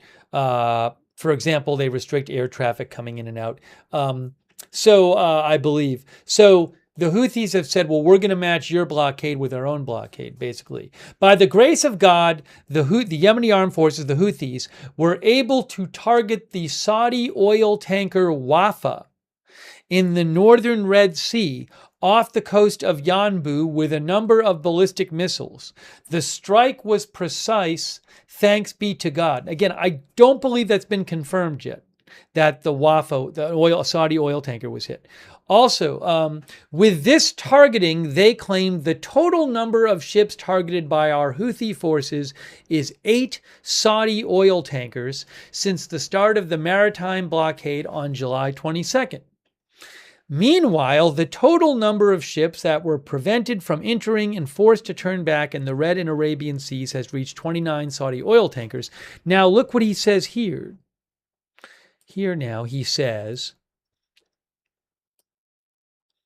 with the success of the Houthis armed forces, by the grace of God, in tightening the naval blockade on the Saudi enemy from Bab al-Mandab in the southern Red Sea, that's where the southern Red Sea exits out to the, that's where the southern Red Sea exits out, it's right here, where it exits out into the Arabian Sea, I guess, eventually. Eventually, the Arabian Sea. There's the Arabian Sea there.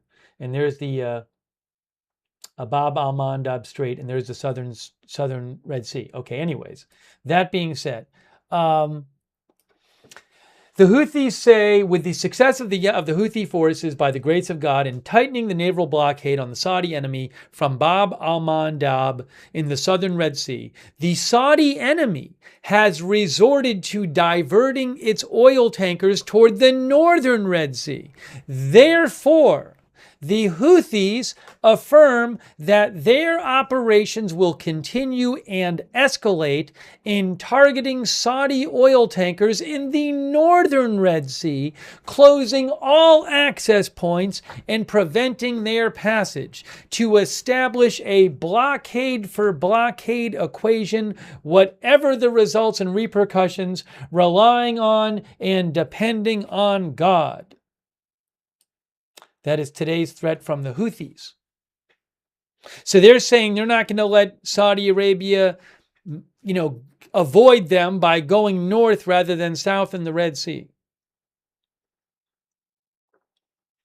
Now, if the Houthis ever could stage attacks that ended up preventing Saudi Arabia from exporting oil in the Red Sea, that would be a huge deal.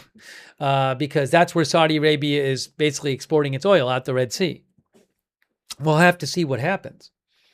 Kyle Hamill says that's not good.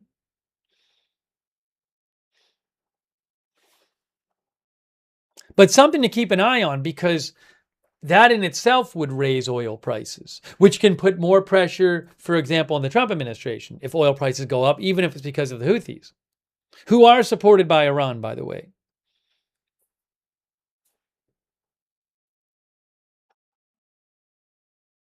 AFK Alien says Houthis active in the north too.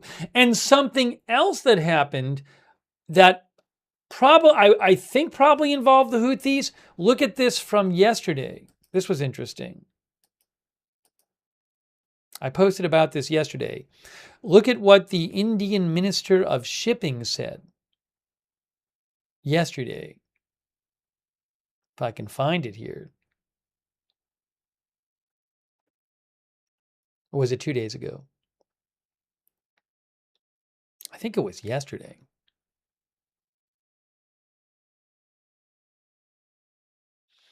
Hang on, one moment, please. Where is it?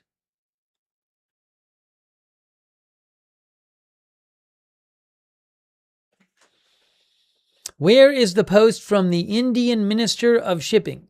Here it is. I found it. This is the Indian Minister of Shipping, Ports, Shipping, and Waterways.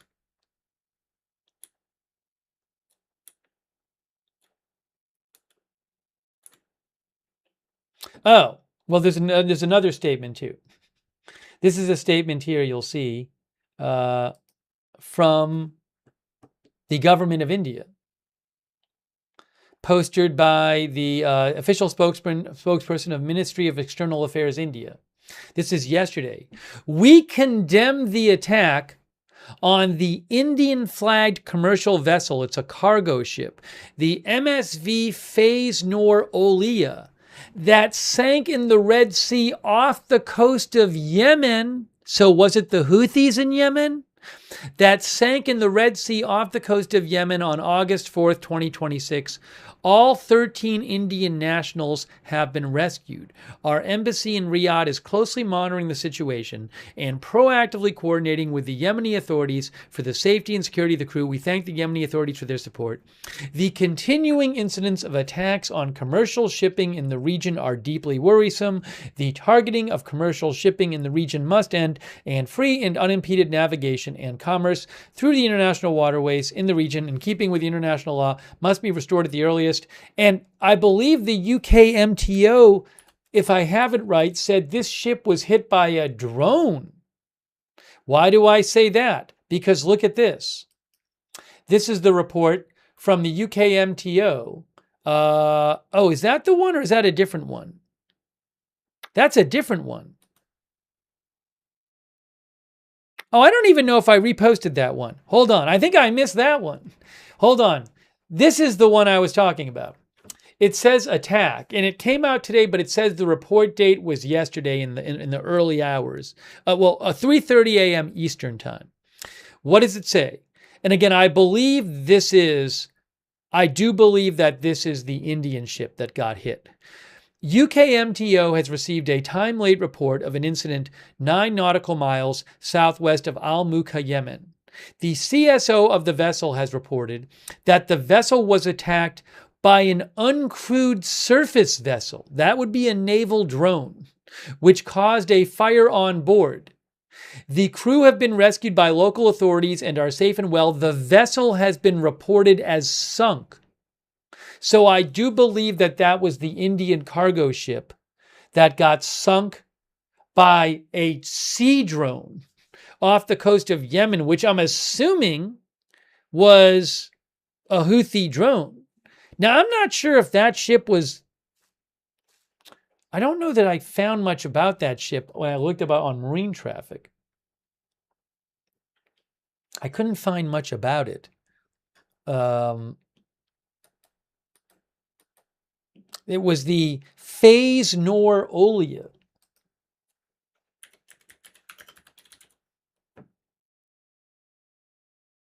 Yeah, I can see it here on marine traffic, but they don't even have like a photo of it.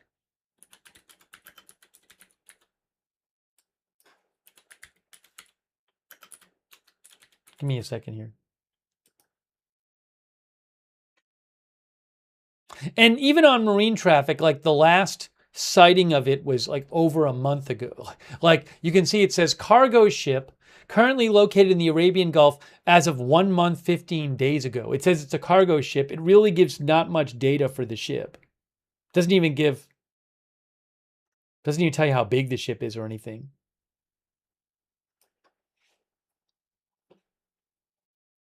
Maybe there was some reporting on that. I'm not sure. I got to look and see if I can find anything.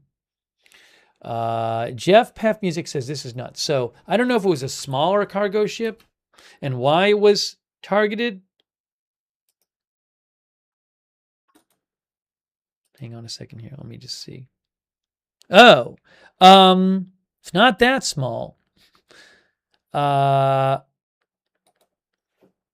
BBC had a picture. I don't own the rights to the picture, but I'll post a link. BBC has an article with the purported cargo ship, and it's not that small.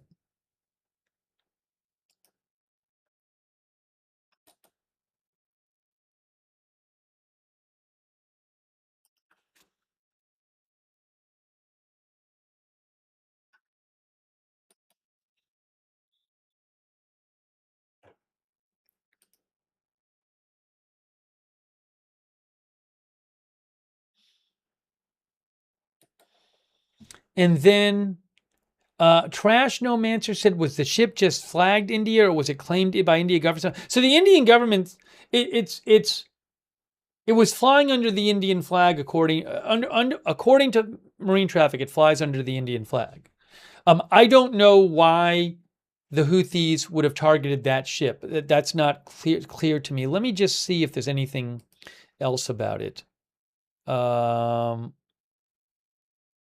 The government didn't say anything about it.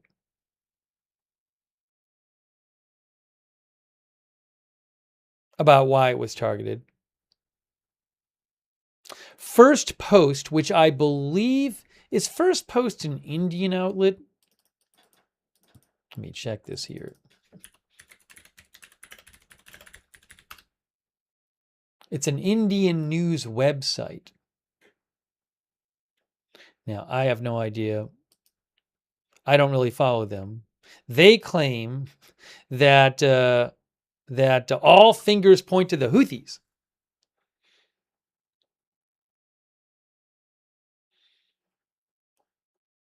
But again, I don't know what cargo that ship was carrying. Look, the Houthis do have an ongoing, what they call a blockade on shipping to and from Saudi Arabia. So I'd be interested in knowing if that ship was going to or were coming from Saudi Arabia. And then there was another one from UKMTO, which I think I just saw, which was from 8 hours ago, and I think I missed it before. Hold on. Let's look at that one for a second. Right here. Yeah, what's this one? What's this one? I think I missed this one. 8 hours ago. So this was reported today. This is also near Yemen, right? The master of a tanker reported hearing a loud explosion in close proximity to the vessel. All crew are accounted for and safe. There's no environmental damage reported. So this is a ship that was, there's the Red Sea and there's the Bab al-Mandeb Strait. And Saudi Arabia, if you were going to Yanbu port, you'd be going through here. Up here to the right, and then to the right is where the Saudi Yanbu port is. So I don't know if this was a ship that either a Saudi ship or a ship that they thought was going to or from Saudi Arabia. I'm not sure. But that was another one today. It looks like maybe a missile shot at a ship not far from Yemen. So you would of course expect the Houthis. That's another one. Doesn't say the name of the ship. Riri Patton says battleship board. I'll have to repost that.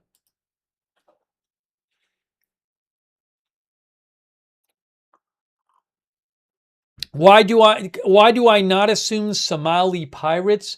Because I feel like when I see reports on here that could be Somali pirates, those tend to be more.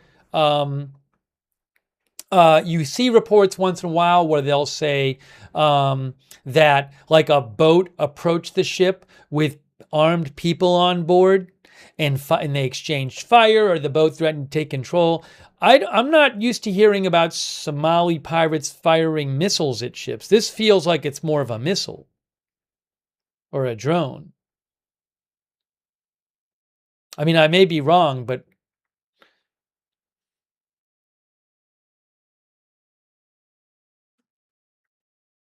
given that there's been recent attacks and given that this is an explosion, I'm going to assume it's more likely to be the Houthis.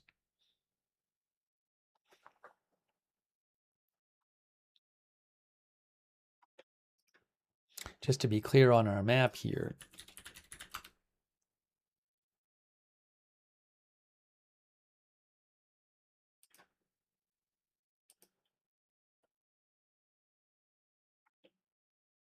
There's the map. There is Somalia here. Somalia, Ethiopia, Yemen.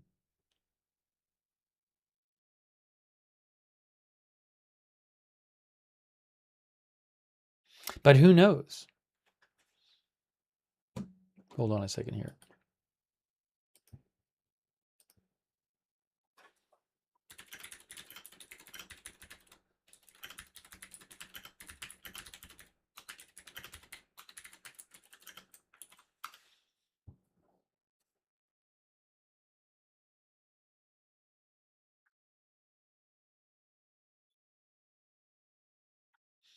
Give me 1 sec. I'll take some more comments. We haven't even talked about El-Sayed yet. We haven't talked about it at all.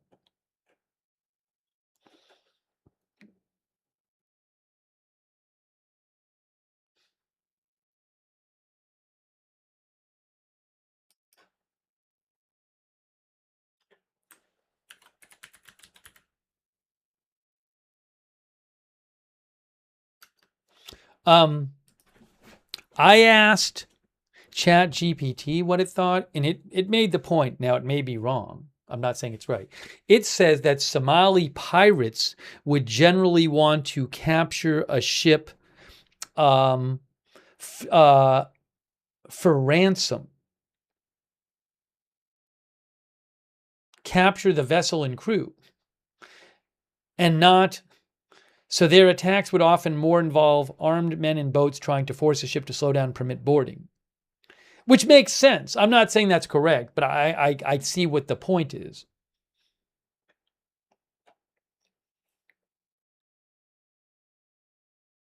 Anyways, it does certainly seem like the Houthis are active attacking ships in the region. Trash Can Man thinks those pirates have rifles and small boats. They can't do this. Yes, as pre-breakfast banana says, Houthis are backed by Iran.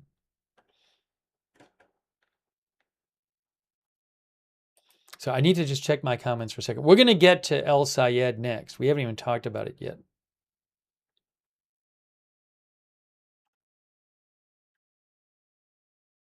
Oh, we also, before we talked about El-Sayed, we need to talk about this story about the Trump helicopter. We'll talk about that first, then we'll talk about El-Sayed. Because I just heard about the Trump helicopter story before I came on the air. Okay, we'll talk about that.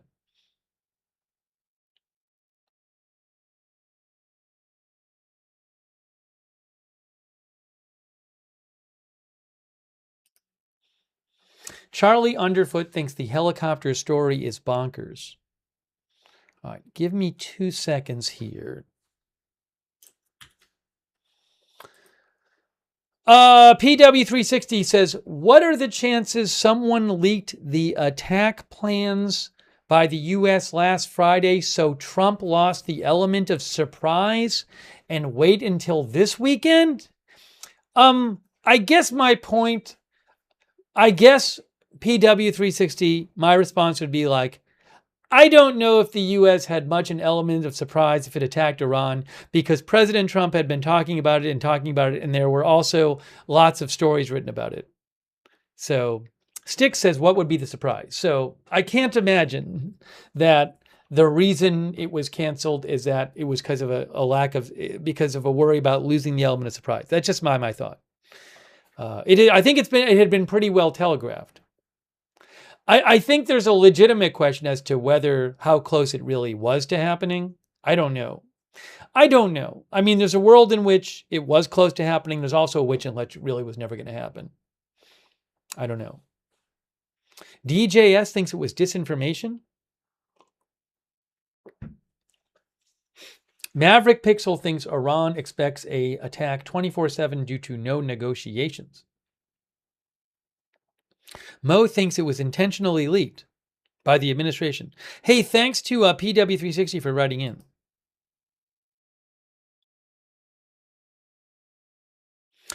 Vic Walsh, you asked about a ship being sunk near Yemen. Yeah, as I mentioned, you must have missed, we talked about earlier. Apparently, the Indian government said on August 4th, there was an Indian cargo ship that was hit and sunk. UKMTO said it was hit by a drone near Yemen, which would seem maybe to be the Houthis, but I don't know I don't think they've confirmed that. I don't think.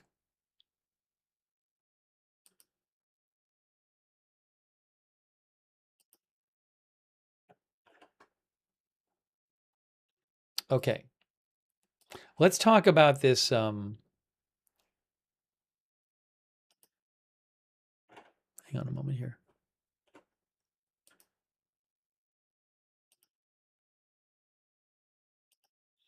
Let's talk about this President Trump's helicopter story before we get to El-Sayed. I do need to just periodically check.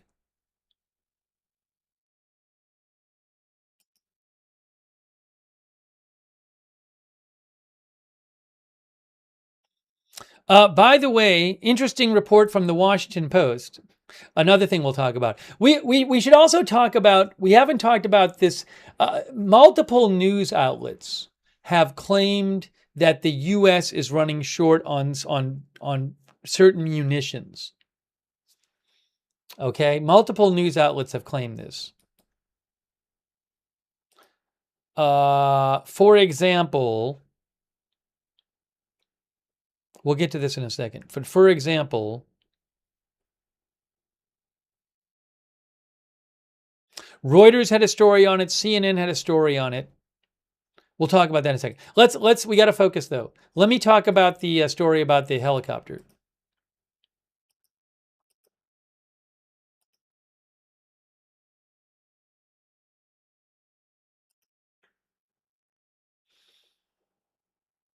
Okay. Oh, did the FAA post about this? Hold on. Do we have an FAA statement?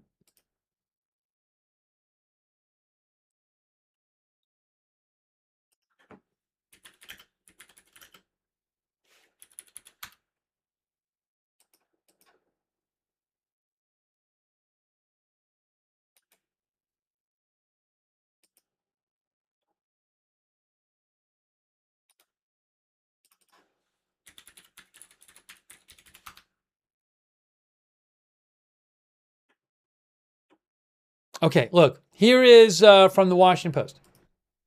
FAA probing security incident. Hold on.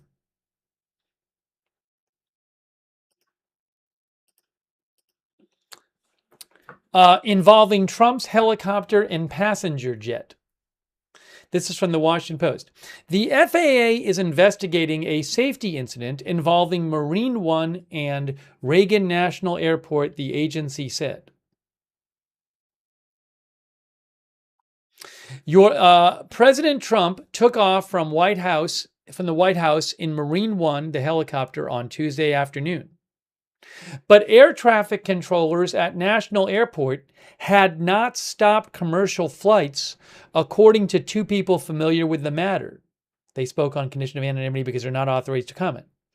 Marine One is supposed to give air traffic controllers at Reagan National Airport a 3-minute warning before taking off, which allows the air traffic controllers to clear the airspace and give the helicopters an unimpeded route to Joint Base Andrews in Maryland, the people said.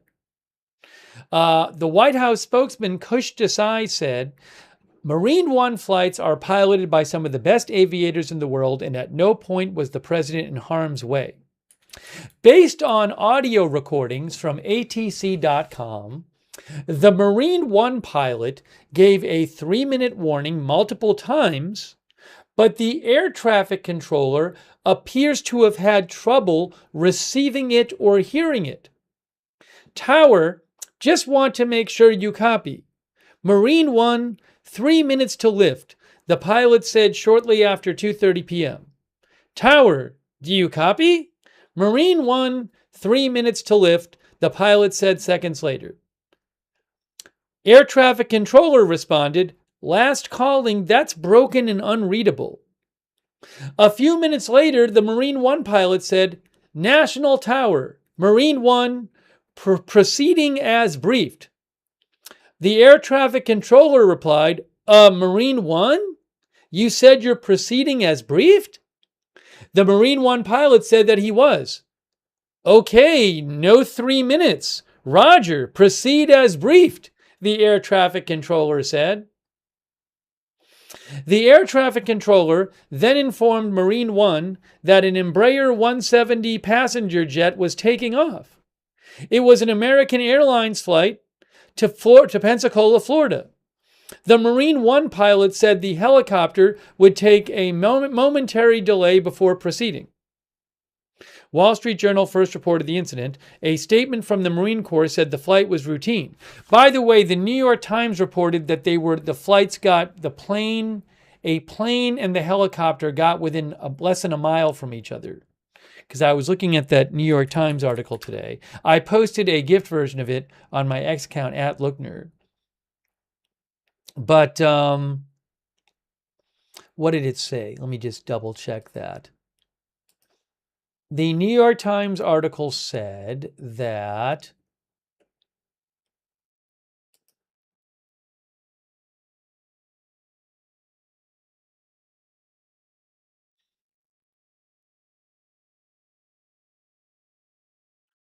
where is it here?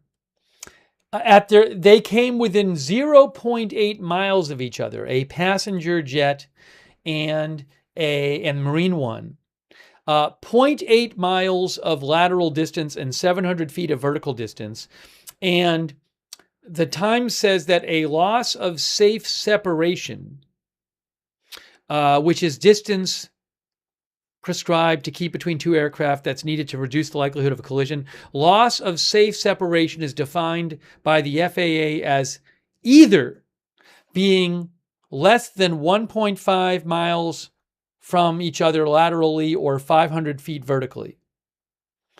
But the parameters can vary depending on the airspace and aircraft. Anyways, so according to the Times, Marine One was less than a mile of lateral distance and 700 feet of vertical distance from a passenger plane.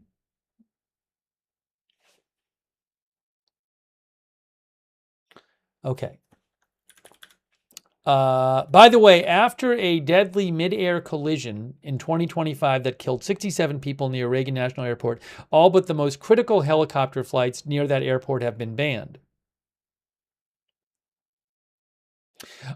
Based on the FAA's preliminary safety review of this incident yesterday, there was, quote, a momentary loss of separation, after which the two aircraft continued to move away from each other, an FAA spokesperson said in a statement. The FAA said the air traffic controller was in contact with both the commercial pilot and Marine One during the loss of separation. As the White House has said, the president was never in danger, said the FAA. We are continuing to review the incident and will implement any appropriate corrective actions based on our findings. The FAA did not respond to a question about potential communication issues between Marine One and the air traffic controller. The NTSB is also investigating the incident. Jeff Guzzetti, a former accident investigator at the FAA and NTSB, said he was concerned by the apparent communication issues and said the incident marks a persistent problem in the congested DC airspace.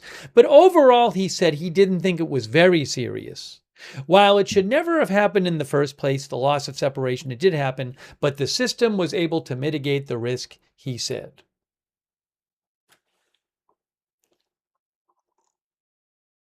We'll take a couple comments there.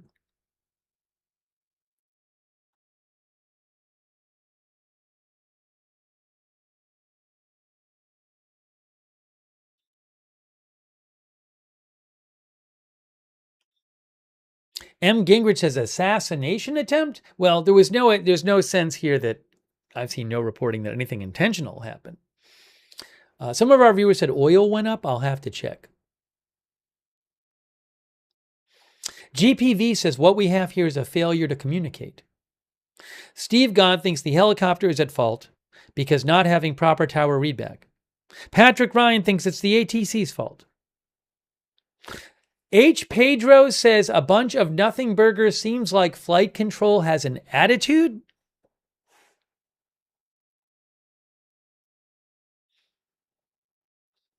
Roy thinks what is less than a nothing burger? Full Moon says probably a radio issue like only one can hear. Sunshine says ATC had not been contacted to shut down flights. One of our viewers said the air traffic guy is sassy. Mehukati thinks it was unprofessional air traffic controller acting passive aggressive. Mad Mike thinks safety precautions seems to have worked a good job. DJ Salt Lake says just a miscommunication. Fred Flintstone thinks the Marine pilot had ultimate responsibility to verify ATC was aware of his 3-minute warning. Mudmore says Marine One did not get clearance. As our viewer, I don't have the rights to these. Our viewer, her name is Autism Mommy. She sent me a couple links to a person, I think it was Dave Statter, posted what he said was video where you can see the helicopter and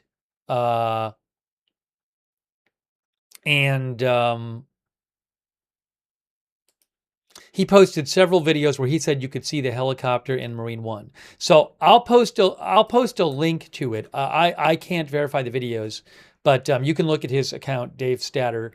And again, I don't own the rights to the videos. But thanks to the viewer for sending those in, Autism Mommy. And you can check them out on X.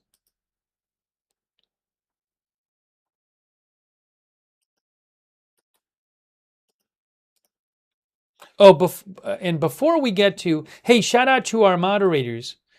We have moderating, Haley Girl is moderating. Thank you, Haley Girl. We have to talk about the election last night. Also, thanks to Big Ball of Your Own, Idaho Star. I got that fire. Matthew Kohai 3, Flux Eternus, and Surly Dev on Twitch. Thanks so much. Linda Belk, Larry, Misha on X, on Facebook. Darren Charlo. K. Larry Body, Paul Anderson. Thank you. Darren says, in my opinion, no aircraft should take off or land without clear confirmation from ATC.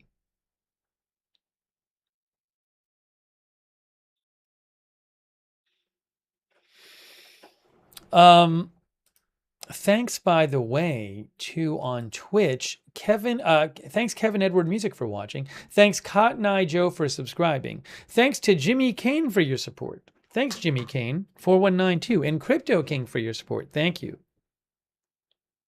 Jaybird, thanks for being a member. Thanks, Jay Destiny, for all the memberships. Jay Destiny has given a number of memberships today.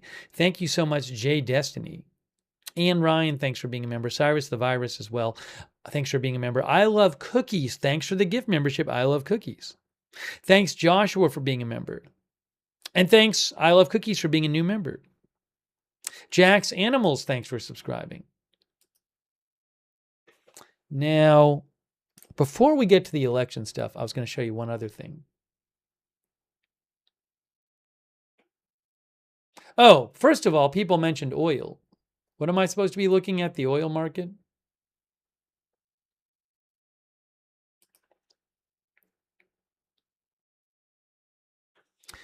It's not that huge a jump.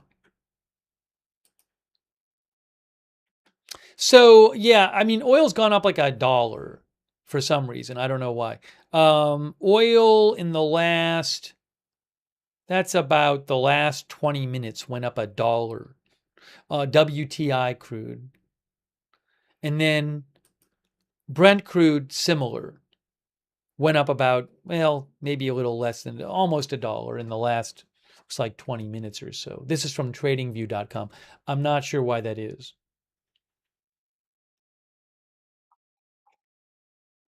Aruity Werhana thinks the chopper broke protocol. 3 minutes warning is protocol for good reason.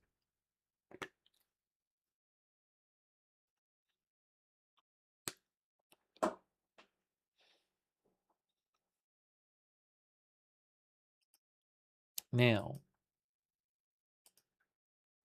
oh, I know what I wanted to show you.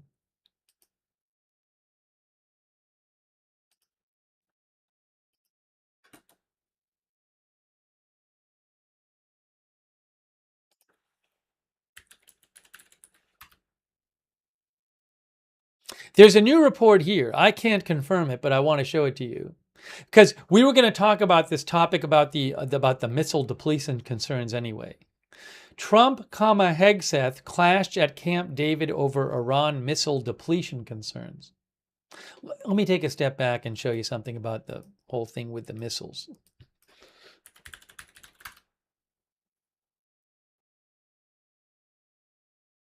Okay, so, oh, is this a video?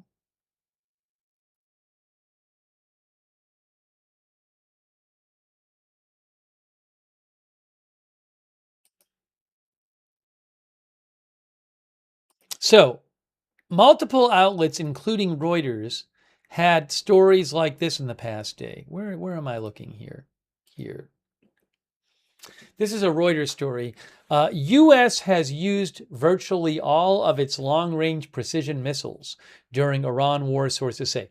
I don't know if this is true. CNN had a similar report.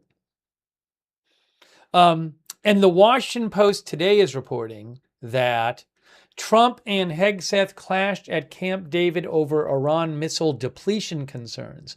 They say President Trump's, again, I can't confirm this, the Washington Post claims that President Trump's frustration over the Iran war boiled over at Camp David last week, where he demanded answers from Defense Secretary Pete Hegseth on why he had been apparently misled on extreme munitions shortages that now threaten to limit military operations with Iran, two people told the Washington Post familiar. Again, I'm not sure this happened. This is what the Washington Post is saying. The encounter took place on the sidelines of his cabinet meeting at Camp David on Friday, where Trump vented at Hegseth that he thought the munitions issue had been fixed, according to both persons familiar with the conversation. The shortages, particularly in long-range guided missiles and air defense interceptors, have been part of the reason Trump has pulled back from launching additional massive strikes against Iran in recent days, one of the sources said. Trump said on Monday that he had ordered and subsequently called off what he called the biggest attack since World War II, pending claims of new negotiations over the Strait of Hormuz. While the U.S. has announced new production agreements for some of the most critical munitions, such as Patriot air defense missiles, the munitions themselves can take as long as 2 years to produce, and there's no immediate relief in sight for the shortages. The Post had previously reported that in the first month of fighting alone, the U.S. fired off more than 850 Tomahawk cruise missiles and more than 1,000 Patriot and THAAD systems. The U.S. also used more than 1,300 of the Army's tactical ballistic missiles in the initial weeks of the fighting, one U.S. official told the Post. The ATACMS stockpile, a short-range missile also in demand by Ukraine, is drained to the extent that there's basically none left, said one of the persons familiar and reported earlier this week by Reuters. The scarcity of defensive munitions has had an impact beyond the Middle East. Ukraine is running out of air defenses, and there are few options with which to replenish from Western stockpiles, leaving them exposed to Russia's long-range attacks, says the Post. The lack of interceptor missiles, the Post claims, is also altering how the U.S. decides whether to employ munitions against an incoming threat based on where it's assessed to be heading and whether or not it's a factor. The U.S. official told the Post, a change in tactics that was first reported by NBC News. Back at Camp David, as he was confronted by Trump over the bare weapon stockpile, Hegseth defended himself and blamed his deputy Stephen Feinberg for the shortages and for not ensuring Trump was fully apprised of this issue, both persons familiar said. The Post claims that this exchange underscored Trump's increasing frustration with his defense secretary, who was one of the biggest early advocates for taking military action against Iran, convincing Trump it would be a quick and relatively easy win, according to multiple officials. Now, White House Press Secretary Carolyn Leavitt says about this Washington Post story, this is 100% fake news. Literally never happened. And President Trump has the utmost confidence in Secretary Hegseth. Also, the Pentagon's chief spokesperson, Sean Parnell, says Secretary Hegseth did not mislead anyone about our munitions posture, and he did not blame Deputy Secretary Feinberg. These claims about depleted stockpiles, internal disagreements, the Secretary's position on Iran are equally fictional, said the Pentagon chief spokesman. Okay. I'll take some comments from you, and then I'm not going to read this all right now, but real quick, just to give you a little sense of what this article said yesterday. Reuters reported yesterday claiming that the U.S. Army has used up much of its global stockpile of highly accurate long-range missiles during its 5 months war with Iran, according to 3 people familiar with the data. The missiles are principally the Army's surface-to-surface weapons known as ATACMS and Precision Strike Missiles, PRSM. The U.S. has used virtually all of these weapons, according to 2 of the sources. The long-range munitions, which cost more than $1 billion each, are an important part of the military's arsenal, allowing accurate strikes from a safe distance. U.S. ATACMS have also played a key role in the war in Ukraine, allowing Ukrainian forces to attack targets inside Russia. The PRSM is a newer, more advanced generation that will replace the ATACMS, which have a shorter range. Now, this is interesting. The dramatic rundown in precision long-range missiles means President Trump may have to rely more on riskier, piloted bombing missions if he relaunches large-scale attacks on Iran. So again, I cannot confirm these stories, but multiple outlets are claiming that the U.S. is running short on certain kind of weapons, including long-range missiles and defensive interceptors. So again, I can't confirm it. I'm just letting you know this reporting is out there. Let me take some of your comments. Some of you have probably seen some of these reports. D. Kate says, don't know who to believe anymore. Cheese Toast says, time to be long defense stocks. Haley Girl says, I saw so many articles on this topic. John Parsons says, even I knew the munitions had been depleted because of 4 years of supplying Ukraine and the 12-day war. Equally, interceptors for air defense systems. Noel Gilliland says, propaganda.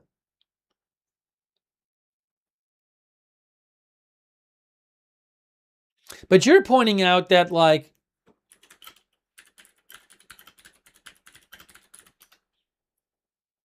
the 12-day war was last year between Israel and Iran. But if I remember right, Iran was firing launch of missiles at Israel. And the U.S., I think, was helping to shoot down those missiles. That was last year. Yeah, Iran fired over 550 ballistic missiles and over 1,000 suicide drones in the 12-day war, according to Wikipedia. The U.S. intercepted Iranian attacks.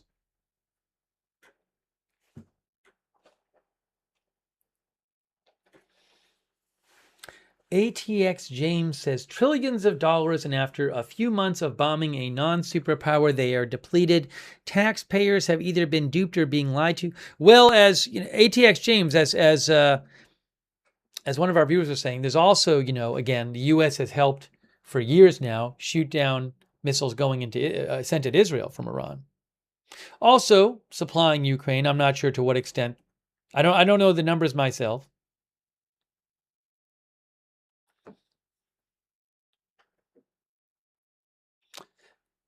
Our viewer, I'll say M. Hunter, says, looking to make everybody in the United States thinks we're inadequate. So M does not believe in the articles.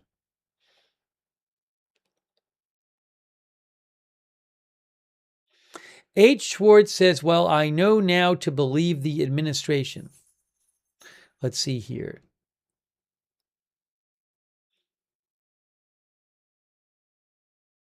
C. Mark Carver says, are there any reports denying this information? Well, there's statements. We just read you some statements denying it. But I'm not aware of detailed reports. I don't think you're going to see the U.S. publicly detailed reports about their release detailed reports about their weapon stocks.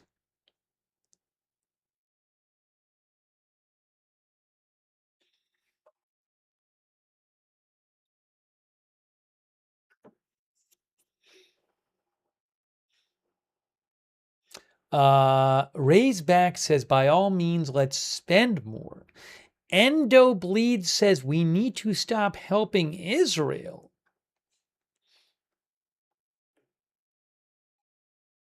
Look, but there is this good question of if there is, if there is a shortage of weapons in some sense, is that a reason why President Trump stopped the daily attacks on Iran? Is it factoring into whether he carries out some kind of large strike on Iran? I don't know. It's a good question. By the way, thanks to J Destiny gave 10 more memberships. J Destiny has given a lot of memberships this broadcast. Please thank J Destiny if you got a membership from J Destiny. Very nice of J Destiny. Thank you. Also, the Christian Fight. Thank you. Says could the incident with the helicopter have been that Trump's pilot couldn't wait due to an emergency? Well, the air traffic.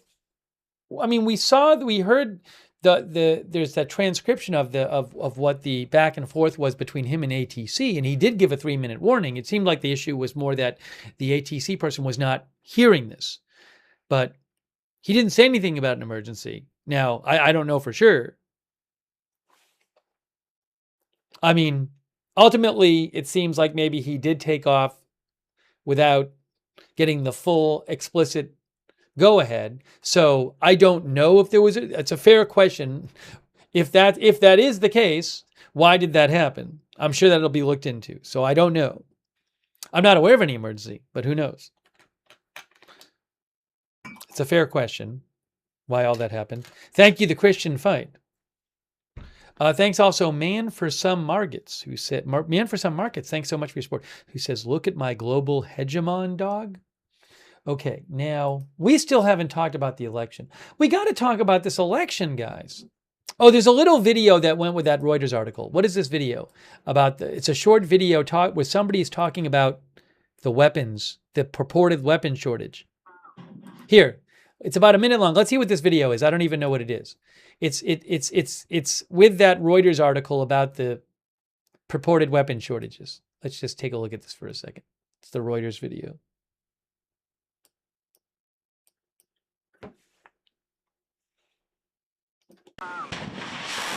What our data suggest is that the US is running low on these long-range missiles that are extremely accurate. And what that means in turn is that the US might have to turn to alternate methods of fighting the war on Iran, which could bring American lives closer to the front line. Presumably, we'd see more fighter jets, we'd see more bombardments from the air. And so it leaves the administration with a big question, right? How do we continue to fight the war in Iran in a way that is both effective and also doesn't risk as many lives?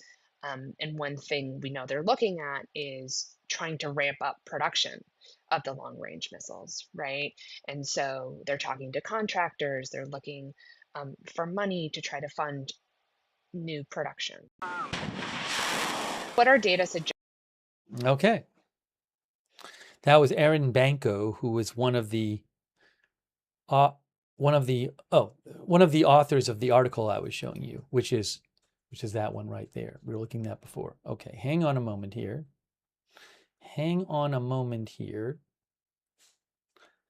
I keep saying we're going to get to the election, last night's election. We're going to get to it now. We're going to do this now. Oh, hold on a second here. I'm going to do this. We're going to do it right now. George Schwartz says, are we going back to war? Brian says, I think Aaron is sus.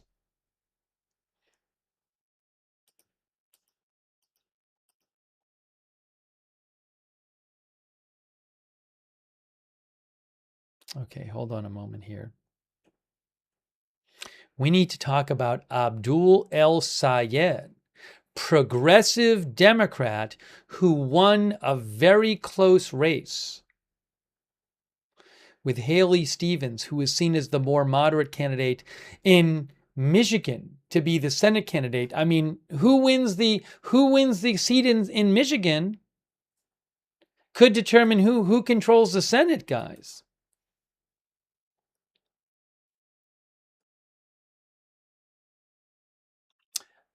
Let's see here. Now,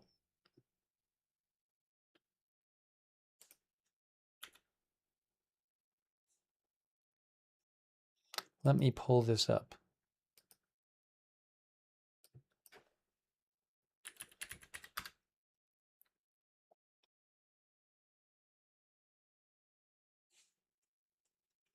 Hang on a moment here.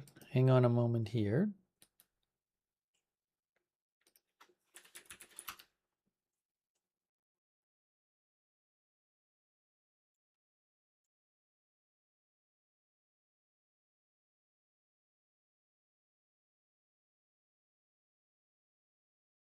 Oops.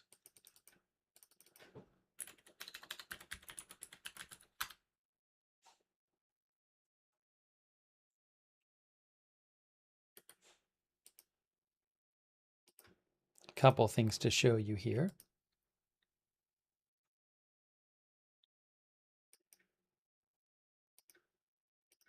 I actually have footage of Abdul El-Sayed speaking today. Look, El-Sayed pulls off narrow victory over Democratic establishment. So there's this question, one obvious question that gets raised is, so he was seen as the more progressive candidate. So some might say, hey, there's a risk that there's different theories about this. Some might say, hey, you chose the candidate that's less likely to get crossover votes or moderate votes, which could mean you have less of a chance of winning in the general election. Although someone might say, no, you got someone who's going to inspire people more to come out and boost turnout. I have no idea what's going to happen, but this is a key seat. You can see here, AP says Abdul El-Sayed's victory in Michigan's Democratic Senate primary is the latest in perhaps most significant evidence that the party's voters are looking to turn the page on establishment-backed politicians, even in must-win battleground states. The progressive candidate narrowly defeated Representative Haley Stevens to set up a November matchup with former Republican Representative Mike Rogers. El-Sayed has little time to celebrate before pivoting to patching up divisions in the party after a bruising primary. Let me show you how close the vote was. Look at how close the vote was here.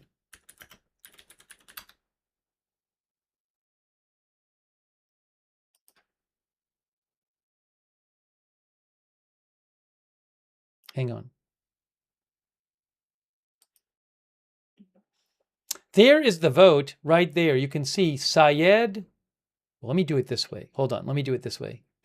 I can get you a little bit of a better view here. I think. Oh, I have to sign in though. I have to sign into DDHQ votes. DDHQ votes. Decision Desk HQ votes. Beta platform. Where is the here? I'll make it look nice for you. If I can. Can I do this? Here, I'm showing you this way. Here, look at this. We have the pictures and everything.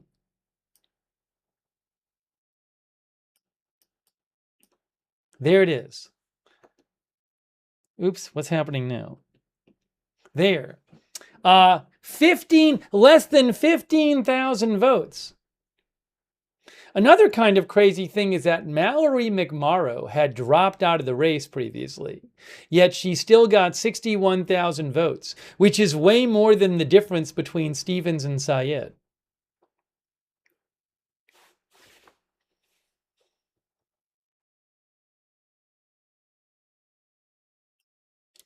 Let's see here. Trash Onomancer thought he did well in the debate.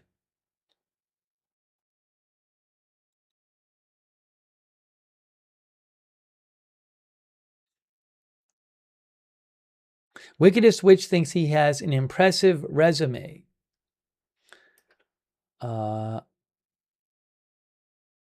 Sanders Hughes says, I believe the leftist Democrat candidates will ensure Republican victories. I might be wrong. It's only a feeling I have.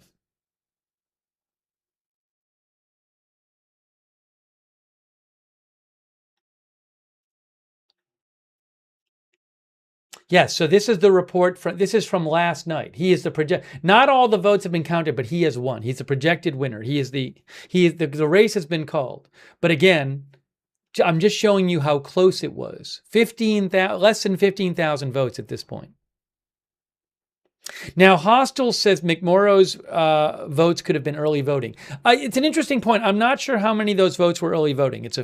Somebody was saying that last night. It's an interesting point. I'm not sure, but it is 61,000 of the votes.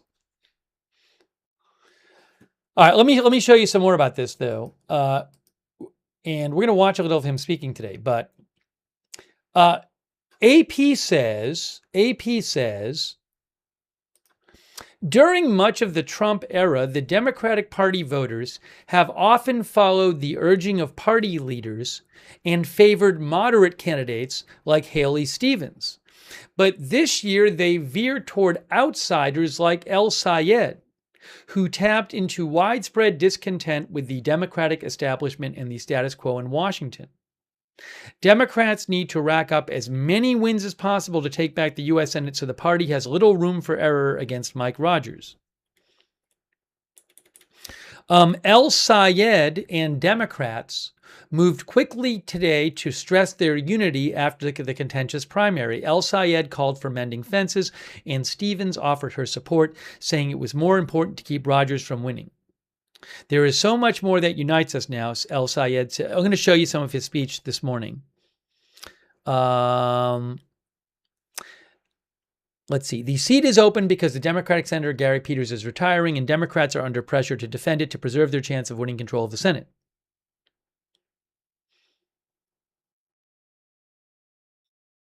The campaigns had taken sharp aim at one another. Bernie Sanders, if I have this right, Bernie Sanders? That's who they're talking about? Just says Sanders. I think they mean Bernie Sanders here. One of El-Sayed's most prominent supporters called Stevens nothing more than an employee of billionaires. El-Sayed has been a pointed critic of Israel and called the military campaign in Gaza a genocide, an accusation rejected by the Israeli and U.S. governments. Stevens has criticized El-Sayed's style, comparing him unfavorably to a celebrity who is always running at the first mic or camera.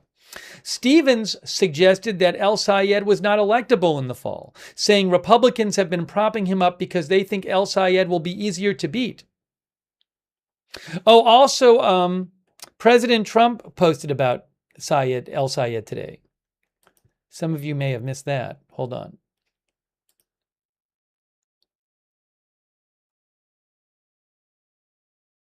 Here, President Trump said,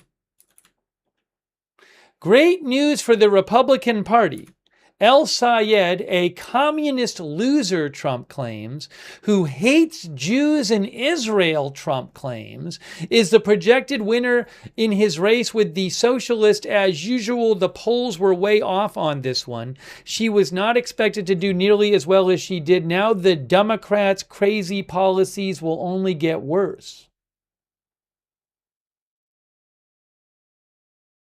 Now, I will say that some of the recent polls had El-Sayed as a significant favorite.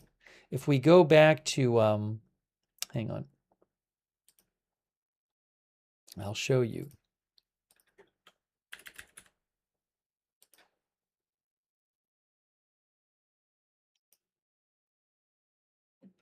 So this is the El-Sayed-Stevens race, and it was quite close. But if you look at, where's the polling? So look at these polls. If we can go down here, right. So there was a poll at the end of July that had El-Sayed plus 19. A poll at the end of July, El-Sayed plus 17. A poll, El-Sayed plus 14. A poll, El-Sayed plus 13, plus 8, plus 15, plus 11, plus 10. Now, back in the 11th of July, there were a couple, in early July, there were a couple where Stevens was leading. But some of these polls that came out at the end of July, a bunch of this recent polling had Sayed significantly ahead.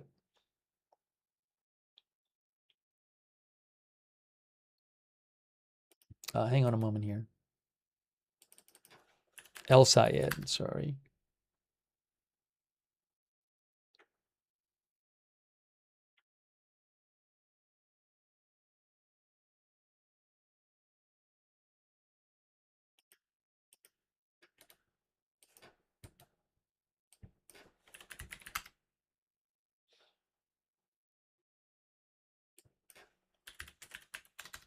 Give me one moment.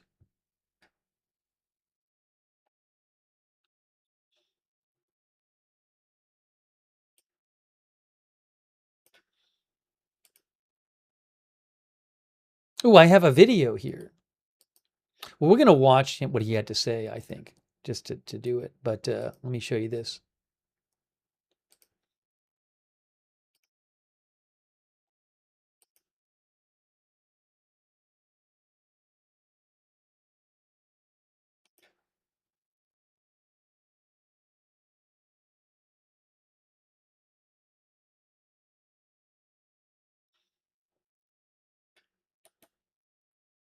Hang on.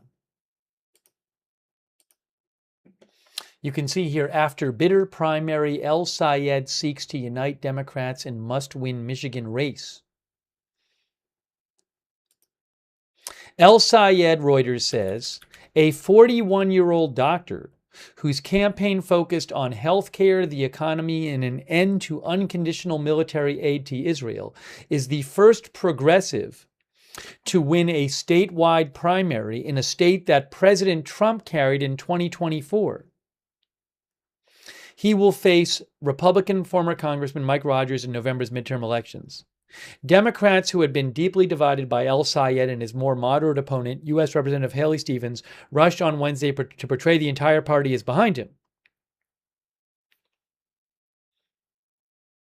While Democrats have racked up a series of electoral victories since Trump returned to office last year, the Michigan contest heightened again a central debate that has riven the party whether to back progressive insurgents who have harnessed the left wing's anti-establishment anger or moderate candidates who can appeal to swing voters.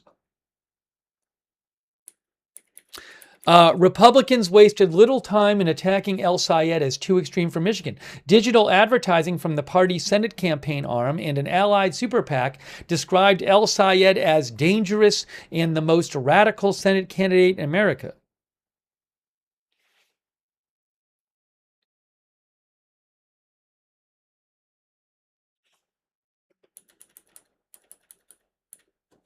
I'd also like to show you here something.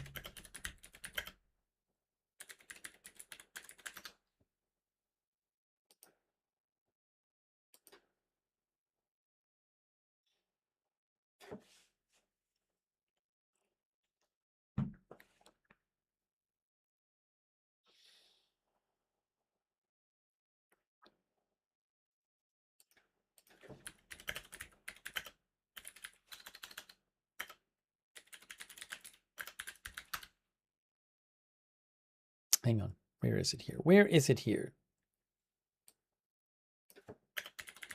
We'll take some comments too.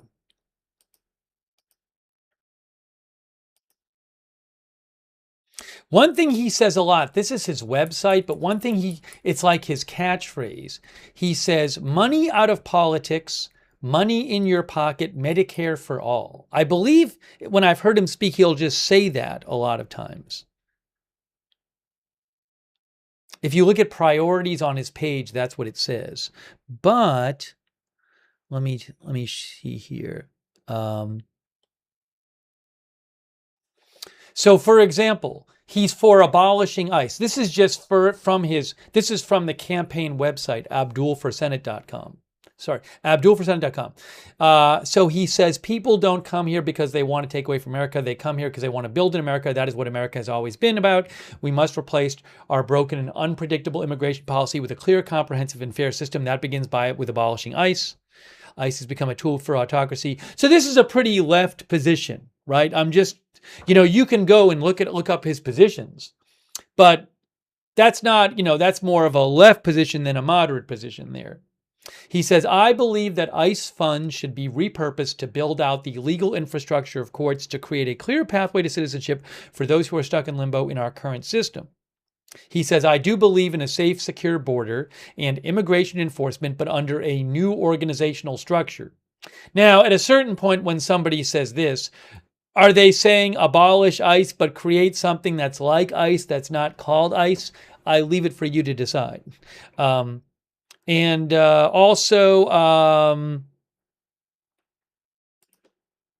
He says, I oppose the illegal and unjustifiable war in Iran and demand an immediate end to hostilities. While I oppose a nuclear-armed Iran, I understand that diplomatic means of achieving that goal are more effective and come with far lower human cost, just as President Obama had achieved under the JCPOA. And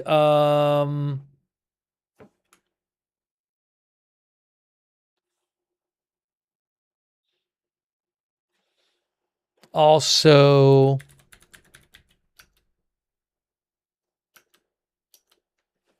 he supports an immediate arms embargo on Israel. So again, I would encourage you, if you want to know his positions, to you can go to his website, Abdul for Senate, and you can look. His positions are there under priorities, and you can go through them. But I was just trying to give you a little bit of a sense, because we're talking about him being progressive, about what some of his positions are, if you're not familiar with him.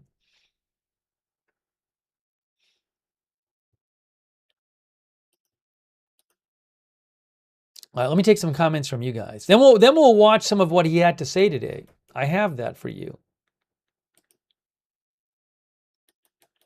Where is my article I can put up on the screen? Hold on.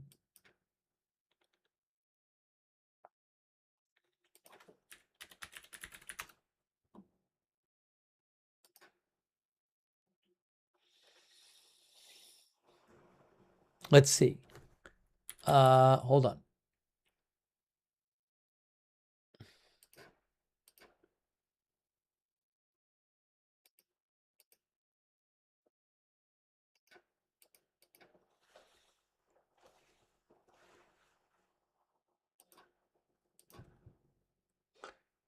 Shadow Mill says, which of those positions, except maybe abolishing ICE, isn't wildly popular? That's what Shadow Mill says.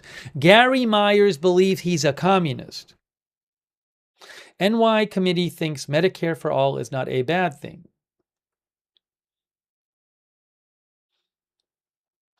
Mr. Moon says, I think Mr. Moon meant to say, I would never believe a word anyone like him says, but I'm not sure. Maybe you meant to say I would believe a word anyone like him says. I can't tell.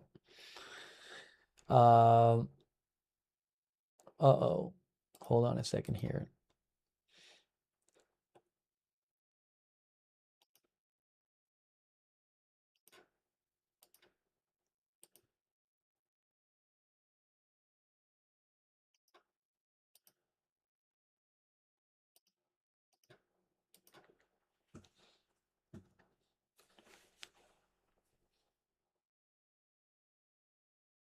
Sparrow LPS says, we believe that ICE is broken beyond repair. We need to end it and replace with a new enforcement organization.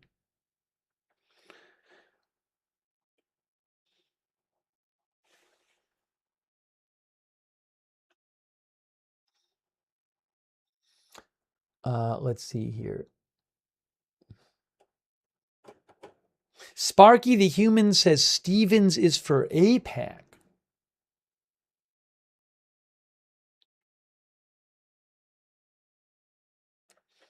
Our viewer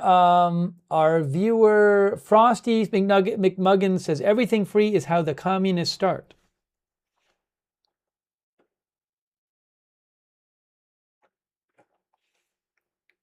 Now, let's take a look at some of what he had to say today. Neotrip says there's no way he wins. He had Hassan Piker working for him. This was an election handed over to the Republicans. That's what Neotrips thinks. Thank you, Neotrips, for your support. Thank you also, Laura Schmidt. Laura, I'll have to look up that report later. I have not seen it. I'll write myself a note to look it up.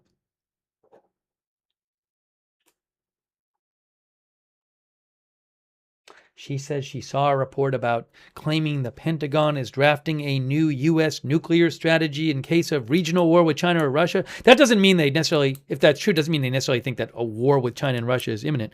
Anyways, though, I'll have to check that out. Laura said NBC News reported it. Hey, thanks to Laura Schmidt for your support. I really appreciate that, Laura. Thank you. Also, South Dakota Extremes. Thank you so much. Who says today's political systems seems to be off of headlines and shock value with little substance. Socialism and communism are two distinct systems, yet us adults think of them as the same. We need to do better. That's what South Dakota Extreme says. Thank you so much, South Dakota Extreme, for your support. That's really nice of you. Thanks, Melissa in 1089, who said, did we have a shortage of weapons in the Afghanistan war? Thanks for being a member. All right, let's look at, I have some video of today of Abdul El-Sayed speaking today. Now, I have a question for you. Do you want to see? So Mallory, I know what people are going to say. Before he spoke today, Mallory McMorrow, who was one of the two other candidates, actually spoke a little bit right before him and introduced him. So do you want to see? Maybe I can show you a bit of Mallory McMorrow introducing him. I don't think she spoke for very long. And then we'll watch some of what he had to say. I should have it right here. Let's see. One. Did the videos download? Why? I see one video. I have to hold on. I might have to take some more comments while I re-download the videos. That's strange. Let's see here.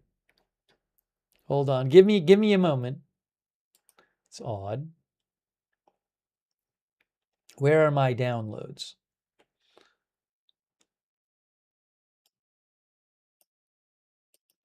Okay, here it is. I can see it here. Yep, downloads history. Good. That's good.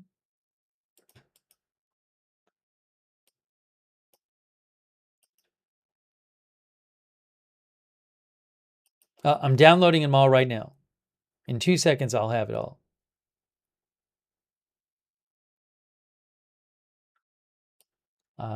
All right, I can see one right there. There's the next one. And the last one I have to download is right here. Fantastic. Now, let's play this. This was earlier today. Where was this, by the way? This was earlier today, and this was in Detroit. Okay, this is from Detroit, from today.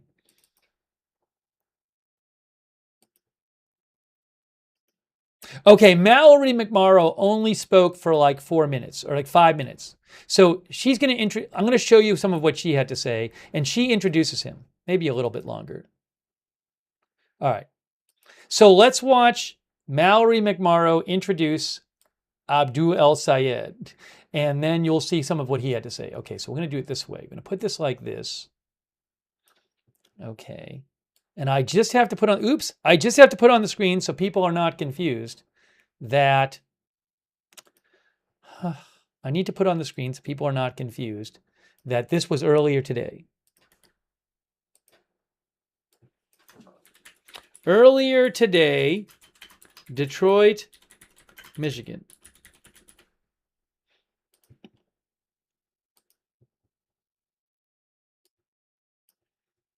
Let's see if this works. I hope it works.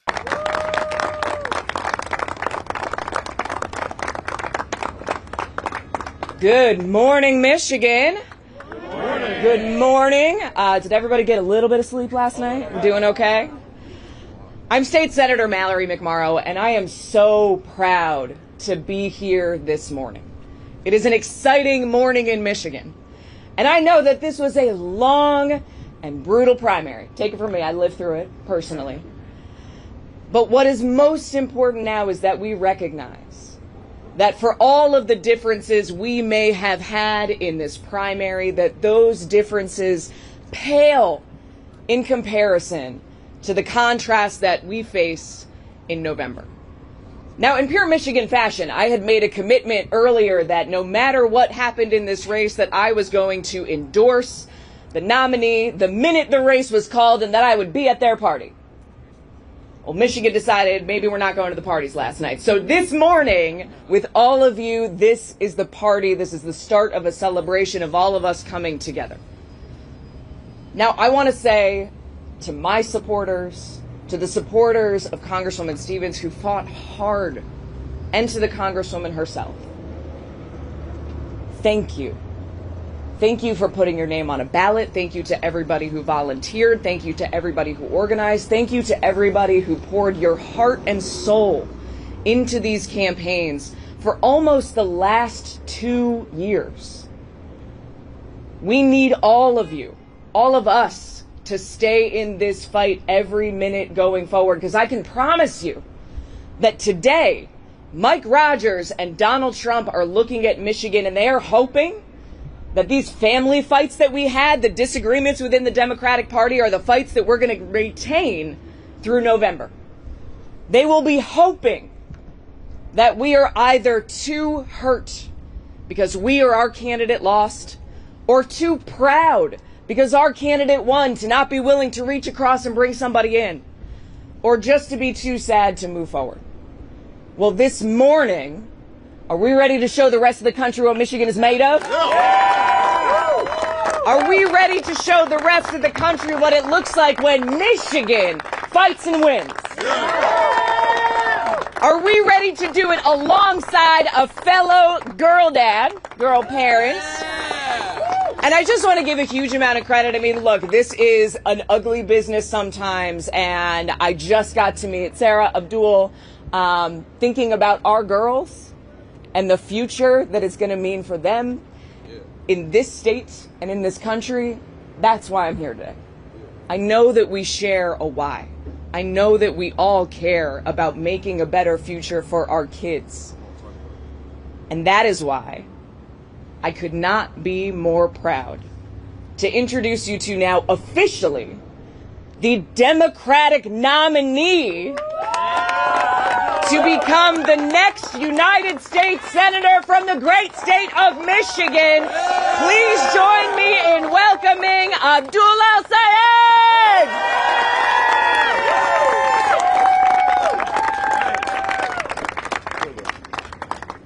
I just want to say how grateful I am to my colleague, Senator McMorrow, Chairman Hertel, to all of our incredible supporters here.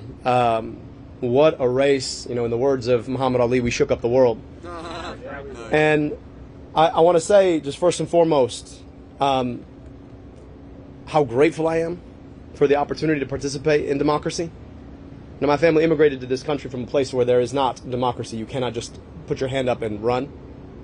And the ability to do this, to have our voices heard, to select our leaders, it is a gift that sometimes we take for granted. So to have participated means so much. And to my fellow participants, I just want to say how grateful I am to you. Senator McMorrow, you ran an incredible race. You fought to end corporate corruption in our politics. You took on the power of AIPAC. You were willing to speak truth to a level of power that sometimes is unbeatable. And I just want to say thank you and how grateful I am to have your support here today. I cannot wait to see what you do next, and I hope that for as long as I'm in this work, that we can be in this work together. Thank you. Yeah. To my colleague and friend, Congresswoman Haley Stevens, we shared a great conversation this morning.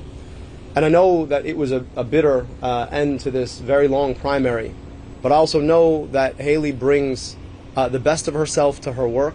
She is one of the most committed public servants that you'll ever meet. She loves democracy like I love democracy.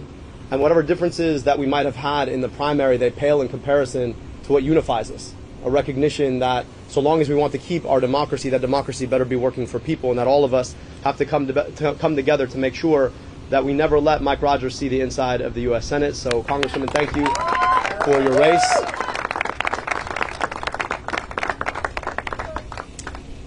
And I have to say a few more thank yous before we talk about where we're going next. First, I got to thank my wife, Sarah. Yeah! I really, when we decided to jump into this race, I knew that it was going to be tough for me, but I also knew that it was going to be particularly tough on our family. And the fact that she held it down alongside her medical practice, alongside making sure that our daughters didn't experience this without thinking life was just normal. That takes just an extraordinary amount of effort and sacrifice. So I just want to say how grateful I am to you, love, and I'm so honored and thankful that we get to continue this. 20 years on has been a hell of a ride. I owe her a 20th anniversary on our 21st anniversary because we definitely didn't get one of those this year. To my daughters, I know that they're not watching, but I wish this meant I get a little bit more time with you, but give me 3 more months. To everybody who put their shoulders into the work, anybody who made a contribution, who knocked on a door, who made a phone call, who put yourself into this democracy, who gave us your stake in democracy, this movement, this moment is for you. And I just can't say how grateful I am to have earned the votes that we got. We took on a machine. You're not supposed to be able to beat $70 million of outside spending, a record amount of money spent in a campaign against a Democrat in a primary in any campaign. You're not supposed to be able to beat that. And what we showed is that the power of our many is greater than the power of their money. What we showed is that if you're willing to build a movement brick by brick, if you're willing to go and travel your state and have the conversations in rooms big and small, starting in moments when people aren't even paying attention to an election, but are paying attention to the price of gas and the price of groceries and the price of housing and the price of healthcare, that you can build a conversation that builds into a movement that defeats Goliath. This is what you all showed. And my hope is that our democracy will never be the same. So when Big Pharma and Big Tech, when DTE and Blue Cross come a-knocking saying, you know what, this is our democracy and we're going to own it, from here on out, we can always point and say, no, this is the people's democracy and we will always own it.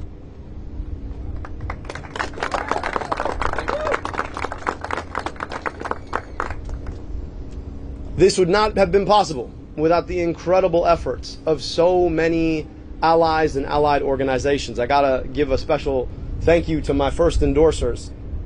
Bernie Sanders, the OG, who came in on day one, put his entire shoulder in the work. I just hope that I can help to carry some of that load in the fight for working people and Medicare for all that he's been carrying for all of this time. To the UAW, the unbeatable, indomitable UAW. As a son of immigrants, son of a father who came to this country to build cars, I gotta say that this is still the best place in the world to make an automobile, and that is because of the fighting UAW, but it's also the best place in the world to build a family because of the fighting UAW. And our work is about making sure that the folks who want to sell our democracy off to corporations and special interests don't get to take that away, and I stand in lockstep with our UAW sisters and brothers. To the AFT, the National Nurses United, the AFGE, the AAUP, thank you so much for your work. To all of the advocacy organizations who made this possible on the ground. Folks like the PCCC and Move On, folks like the Working Families Party, all of the constituency organizations who knocked on doors and made phone calls, thank you so much for putting your shoulder into the work. I also have to thank all of our endorsers, 300 strong, who came in, spent their time with us, came from just down the street or came from across the important. This to talk about what it looks like to build a movement of the people, by the people, and for the people. I want to say how grateful I am to you. We built this campaign brick by brick. Back in April, I remember talking to a room of 5 people in a discussion that most people will never clock, but it was an opportunity for us to share a honest conversation about pain and about purpose. And I've been able to have 500 more of those discussions over the past 15 months. I trained to be a doctor, and the single most important moment that makes a clinical encounter is that moment that somebody shares their pain with you, believing that you could do something about it. I don't practice medicine, as has been well documented by all of you. But I hope that I get to practice that part of things. And I've been able to practice it, but it requires people being willing to share their pain with you so that you can do something about it.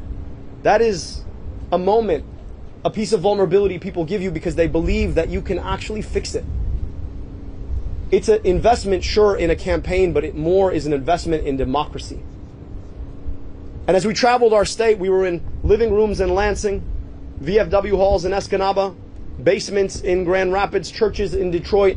I got to meet so many of you, Michigan, so many. And you shared both what caused pain, but also what brought purpose. And we forged a movement out of that to get money out of politics, put money back in pockets, and pass Medicare for all to guarantee health care in this country.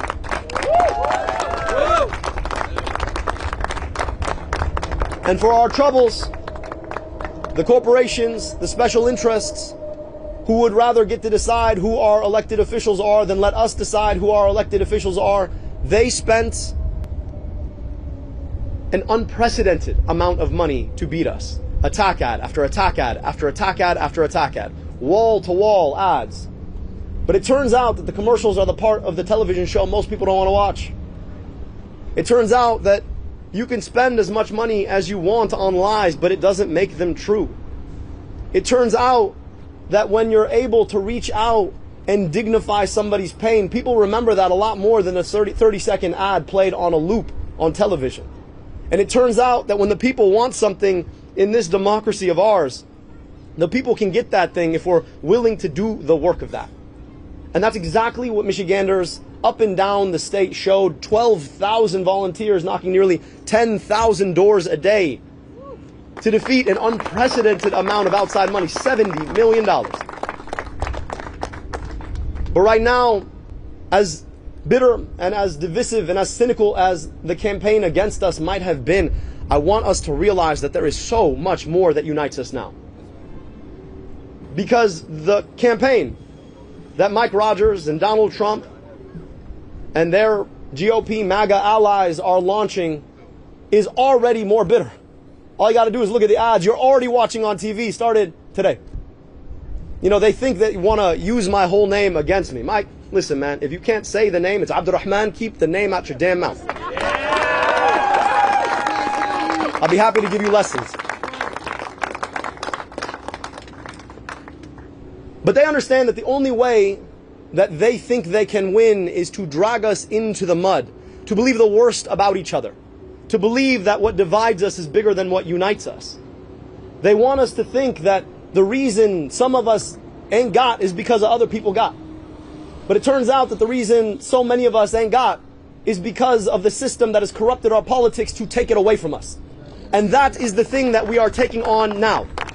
That movement to get money out of politics, put money in your pocket, pass Medicare for all, it is a big movement. So if you supported me or you did not support me, if you voted for Vice President Harris in 2024 or you voted for Donald Trump, if you believe like me that you ought to be able to afford your groceries, if you believe like me that you ought to be able to afford your home, if you believe like me that your tax dollars ought to be invested in you rather than sent somewhere else, if you believe like me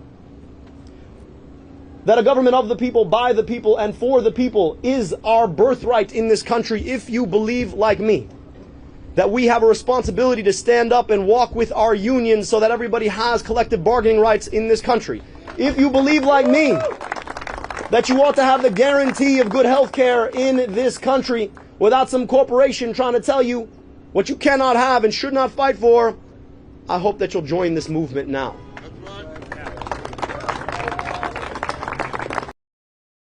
All right, so I wanted to play some of the speech. The speech goes on for longer. I think it goes on for about maybe for 20 more minutes. So I'm not going to play the whole speech. But I wanted you guys to get a sense of, if you haven't seen him, what he is like. Well, I mean, you're not getting a full set from 10 minutes, but become a little more familiar with him. This is going to be a really big one, going to be one of the key Senate races. Abdul El-Sayed versus Mike Rogers in Michigan. So we'll be following this race, but we'll keep an eye out. I don't know. It's possible we could do some, if there are, I don't know if there will be debates in these races. If there is, and I have access to footage, maybe we'll do some debate coverage for some of the key races. I don't know. I'll just have to see what's available. And again, this is not a Michigan is more of a battleground state and not seen as like a super left-wing state, but they have in this in their Senate primary, they chose a progressive candidate to run as the Senate nominee, which is quite interesting. I'm going to take a few comments on this here. Evelyn in Maine says debates are cool. Some of our viewers like El-Sayed, some don't. Not surprising. We have viewers with different views. Let's see here. Now, I didn't hear this. Jayla Zone said Abdul El-Sayed called out Rogers to debate him 5 times. I haven't seen this. I haven't been following that closely, so I don't know if I can find anything real quick. But I'll be keeping an eye on debates. So CBS News said that today. Oh. Did he say it went out? Because while he was speaking, a couple times I had to look up a couple things. So he did say So I guess today he publicly challenged Rogers to a series of 5 debates. Did he say that in the part we listened to? I didn't hear it, but maybe I just missed that part. I'm sorry if I missed it. The King of Wit said he said it on MSNBC today. So I don't know if he said it in that speech. But I see it being reported. So we'll have to, again, I'll keep an eye on the debate stuff. That it might be interesting to cover some of the debate stuff.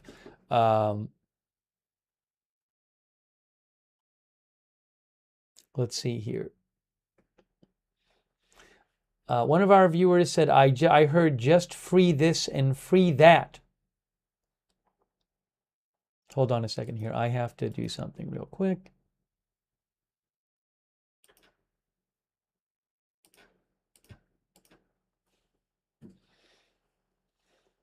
Okay.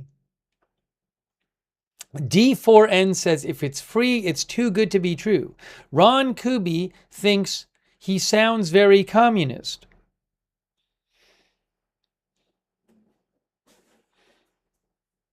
Levi Dog says he offered Rogers 5 debates before the election.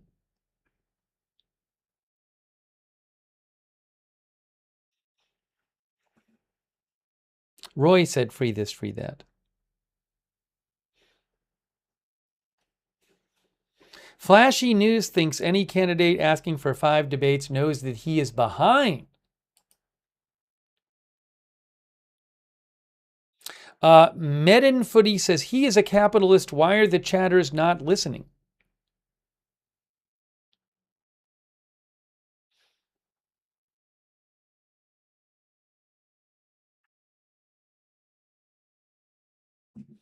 Hectate says just bring down the healthcare premiums and I'll be happy.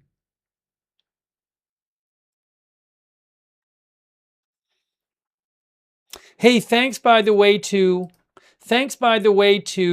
Will Carrot, who says, why do they all try to sound like Obama? Thank you, Neotrips. Thank you. Neotrips claims that several sites says, our viewer Neotrips says, several sites are now reporting that they tracked campaign funds of his to known terrorist groups. Not sure if you've reviewed that yet. Now, I hadn't heard of this. I did a Google search. Fox News had an article today, and the headline says El-Sayed campaign backed by over $100,000 from dozens of members of group with alleged terror ties. And then I read further in the Fox News article said that the Sayed campaign has collected more than $115,000 from individuals who work for or who have held leadership roles with the Council on American Islamic Relations, or CAIR, which has been designated a terrorist organization by the UAE and formally designated or labeled as such in Florida or Texas. Now, I did look up CAIR, and let's see, if you go to CAIR, well, if you go to, for example, hold on a second, Wikipedia, it says the Council on American Islamic Relations is a Muslim civil rights and advocacy group it's in DC. It works to promote social, legal, and political activism among Muslims in the United States. So that's the group that the Fox article is talking about. You can go read it on Fox News if you want to read the article.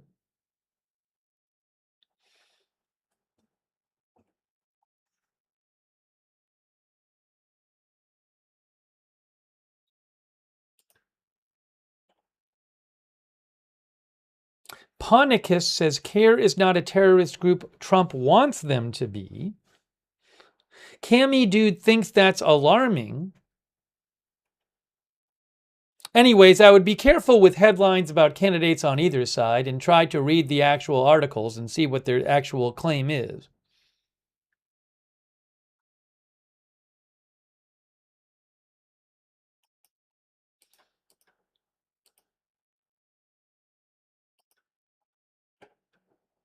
Hang on a moment here. Anyways, that's going to be an interesting race. And let me look at something here.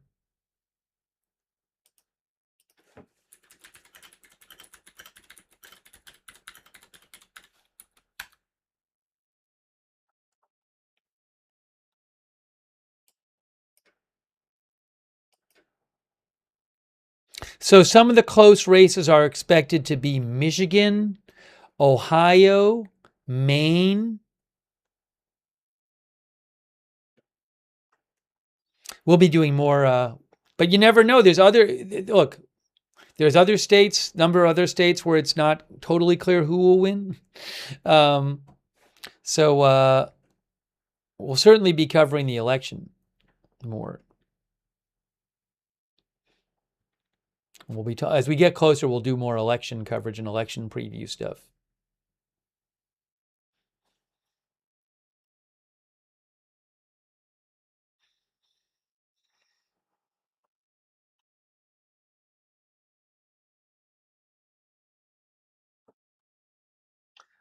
Sparrow LPS says socialist things we already have: roads, public primary schools, freshwater police, firefighters.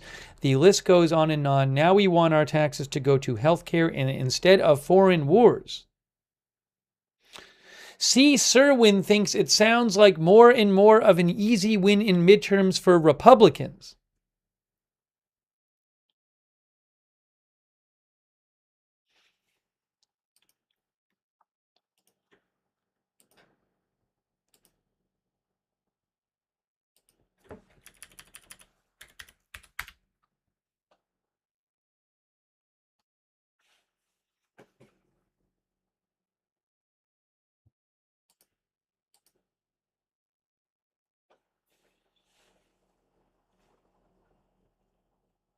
Oh, so by the way, I told you before, we read you the story from the Washington Post, right? We talked about this, where, hold on.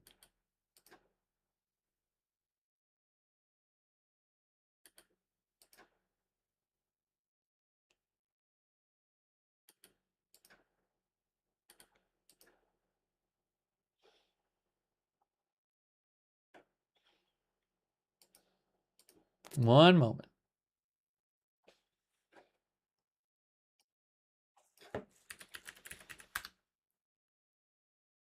So I mentioned, there's been several news outlets that have claimed that the U.S. is running low on certain weapons, missiles, interceptors, and the Washington Post had reported today that President Trump's frustration over the Iran war boiled over at Camp David last week, where he demanded answers from Defense Secretary Pete Hegseth on why he had apparently been misled on extreme munitions shortages that now threaten to limit military operations with Iran. Two people familiar with the exchange told the Washington Post. Well, here is Carolyn Leavitt, the press secretary, posted, "I was at Camp David with President Trump and Secretary Hegseth. This literally never happened. And we told the Washington Post that repeatedly. This BS story was shopped to many outlets by someone clearly out to disparage the Secretary Hegseth, for whatever reason. Unfortunately for them, the president loves Secretary Hegseth and thinks he's doing a tremendous job. Fake news. That's from Carolyn Levitt.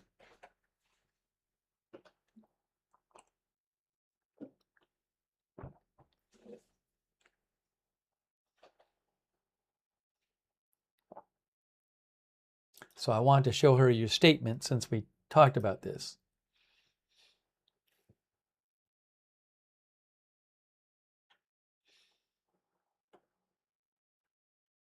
Hey, thanks to Red Squirrel for being a member.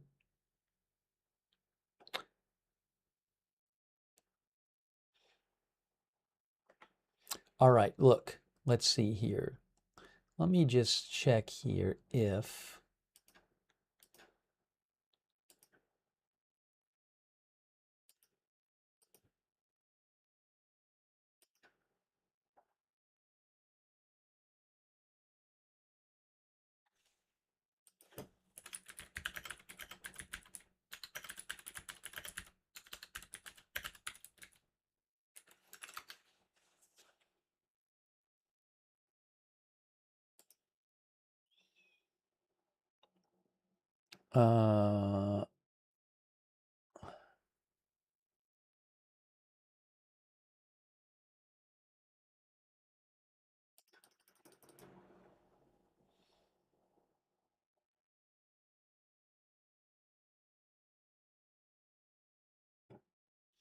I am just checking here. We'll have to see, we'll have to see what happens with Iran. We talked about, if you missed it, we covered Iran. We gave a whole update on the Iran war earlier and talked about how Iran and Oman are negotiating a deal, supposedly about the Strait of Hormuz, but it sounds like maybe it's going to be a deal that the U.S. isn't happy with. So we'll have to see what happens there. I don't know. But I'm constantly looking for developments in the Middle East. And, if big stuff happens there, we can come on the air and cover it.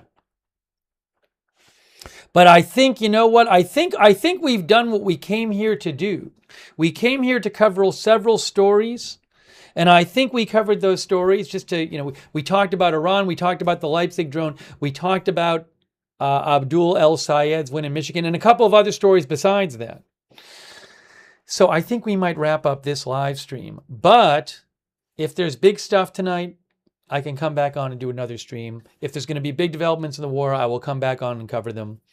But I think it might be our time to, I think it might be the natural end of the stream. It feels like it to me.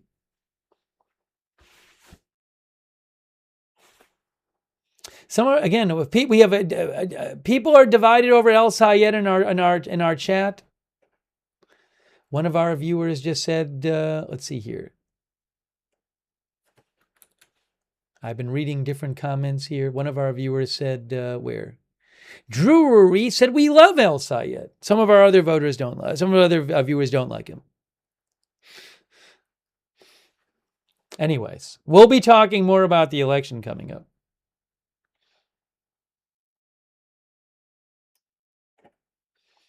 But I really appreciate, thanks, by the way, to Beth Haiku. Beth Haiku says, CARE is also unindicted co-conspirators on the Holy Land 5 case, 5 who were federally indicted for funding Hamas. That's what Beth Haiku is saying. I'm not going to go and check all that now, but thank you, Beth Haiku, for your support of the channel. I appreciate it.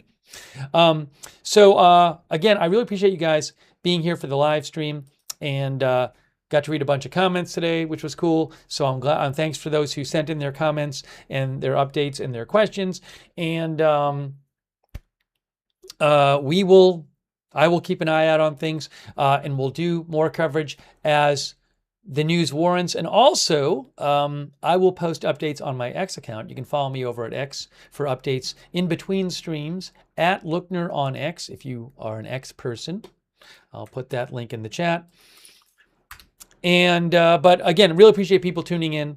And thanks to everybody who's been participating in the chat. Some healthy debate in the chat. Thanks to our moderators. But before I do that, I do want to say, if you want, subscribe and follow the channel. We cover all kinds of live breaking news without an agenda, agenda-free TV. And also, I would suggest turn on the notifications for the channel, because you never know when big news, there could be news later tonight and I come on the air. So if you want to know when we're coming on the air every time, sign up for the free notifications. And they work great, and they're reliable, and they're free. The mods will post a link to the notifications in the chat. And if you sign up, you get a notification before we go live every single time. And the mods will post a link to the notifications. Also, you can find the notification sign up on YouTube and Facebook in the description of this video. But I would recommend signing up for those. That's the most reliable way to find out when we're going live. But again, huge thanks for tuning in. And big thanks to our mods. We could not have had our chat rooms. We can never have our chat rooms without our mods. We had a lot of people chatting tonight. Spirited chats. So huge thanks to our moderators for allowing that to happen. Ruth over there on YouTube. Thank you, Ruth. And Haley Girl. Thank you so much. And also, and all of our other YouTube mods, thank you for modding over there. And Linda Belk, Larry, Misha on X, thank you. And K. Lowry Body, Darren Charlo, Paul Anderson on Facebook. All of our other moderators over there as well. Andrea Holder. What happened to this page? Now I can't find the Twitch page. I got to pull up the Twitch page. Where'd it go? Where'd it go? Where'd I put it? Thanks to our Twitch mods too. Idaho Star, Flux Eternus, Surly Dev, and all of our Twitch moderators, thank you. Oh, I got to thank some more people on Twitch as well. So thanks to all of our mods. Thanks to everyone for supporting the channel too. That's really nice of you guys. Everybody who supported the channel, it's so nice of you. That's what allows the channel to exist, is your support. So huge thanks. I still owe some thank yous. Tatsiki gave out 5 gift subs on Twitch. Wow, that's so nice of you. Thank you, Tatsiki. And also for your support as well, Tatsiki gave some support as well. Thanks, really nice of you. Thank you. Very generous. Jeff1202, thanks for subscribing. Crankin, thanks for subscribing on Twitch. Warlord Gord in the Sugaro, thanks for subscribing on Twitch as well. Thanks, Strong Coffee Please, who says public roads aren't socialism. That's from Strong Coffee Please. Thank you so much, Strong Coffee Please, for your support. Everybody else who supported, really nice of you. Tormented Tantalus, thanks for all the memberships and all. Just J Destiny, thanks for all the memberships, and everybody else who supported. Thank you. Hey, another good way to find out when we're live, if you're on X, you can follow the channel on X at Agenda Free TV. I always post there before we go live. I post updates about the channel there at Agenda Free TV.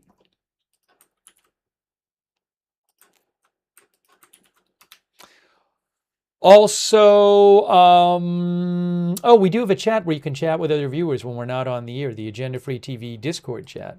A number of our viewers like doing that. Check out the Discord chat. It's free. It's the same link as the free notifications link. Thanks so much to our Discord mods who mod the Discord chat. Thank you, Discord mods. And hey, for those of you who watch on YouTube, I would suggest turning the YouTube notifications on. Again, another way to find out when we're live over there on YouTube. If you want to turn on the YouTube notifications, what you need to do is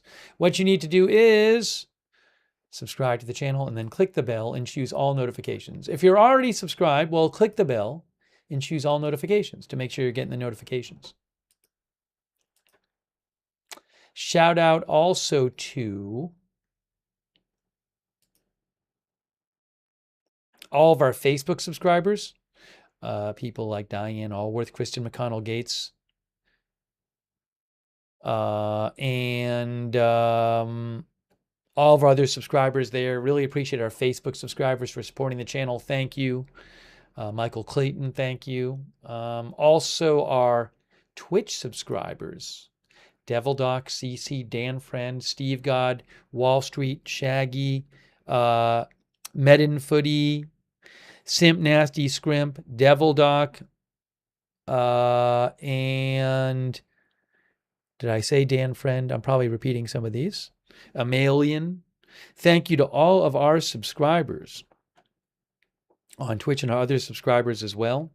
Jack's Animals, Crankin, Tatsiki, The Sugaro, Warlord Gord, Cotton Eye Joe, thanks. And Jax Haku, thanks for subscribing. All of our YouTube members, thank you so much for being members. People like Evelyn in Maine. Oh, thanks, Crypto King, for your support. Thanks for shouting out the mods, too. Crypto King, thank you. And thanks for your support, Crypto King. Evelyn in Maine, Steel Booking, Dorn Machine, Wickedest Witch, Sea Chase, Glastron, JPA's James, I Am Good Goy, Echo Park Mom,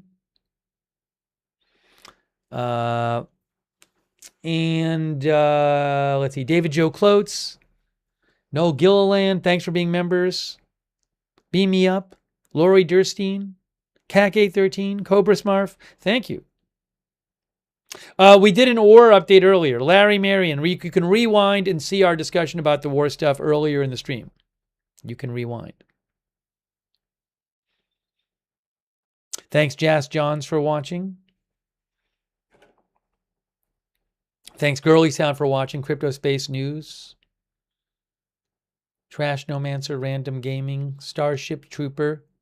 Yeah, thanks, Kendra Fox, for subscribing and your support.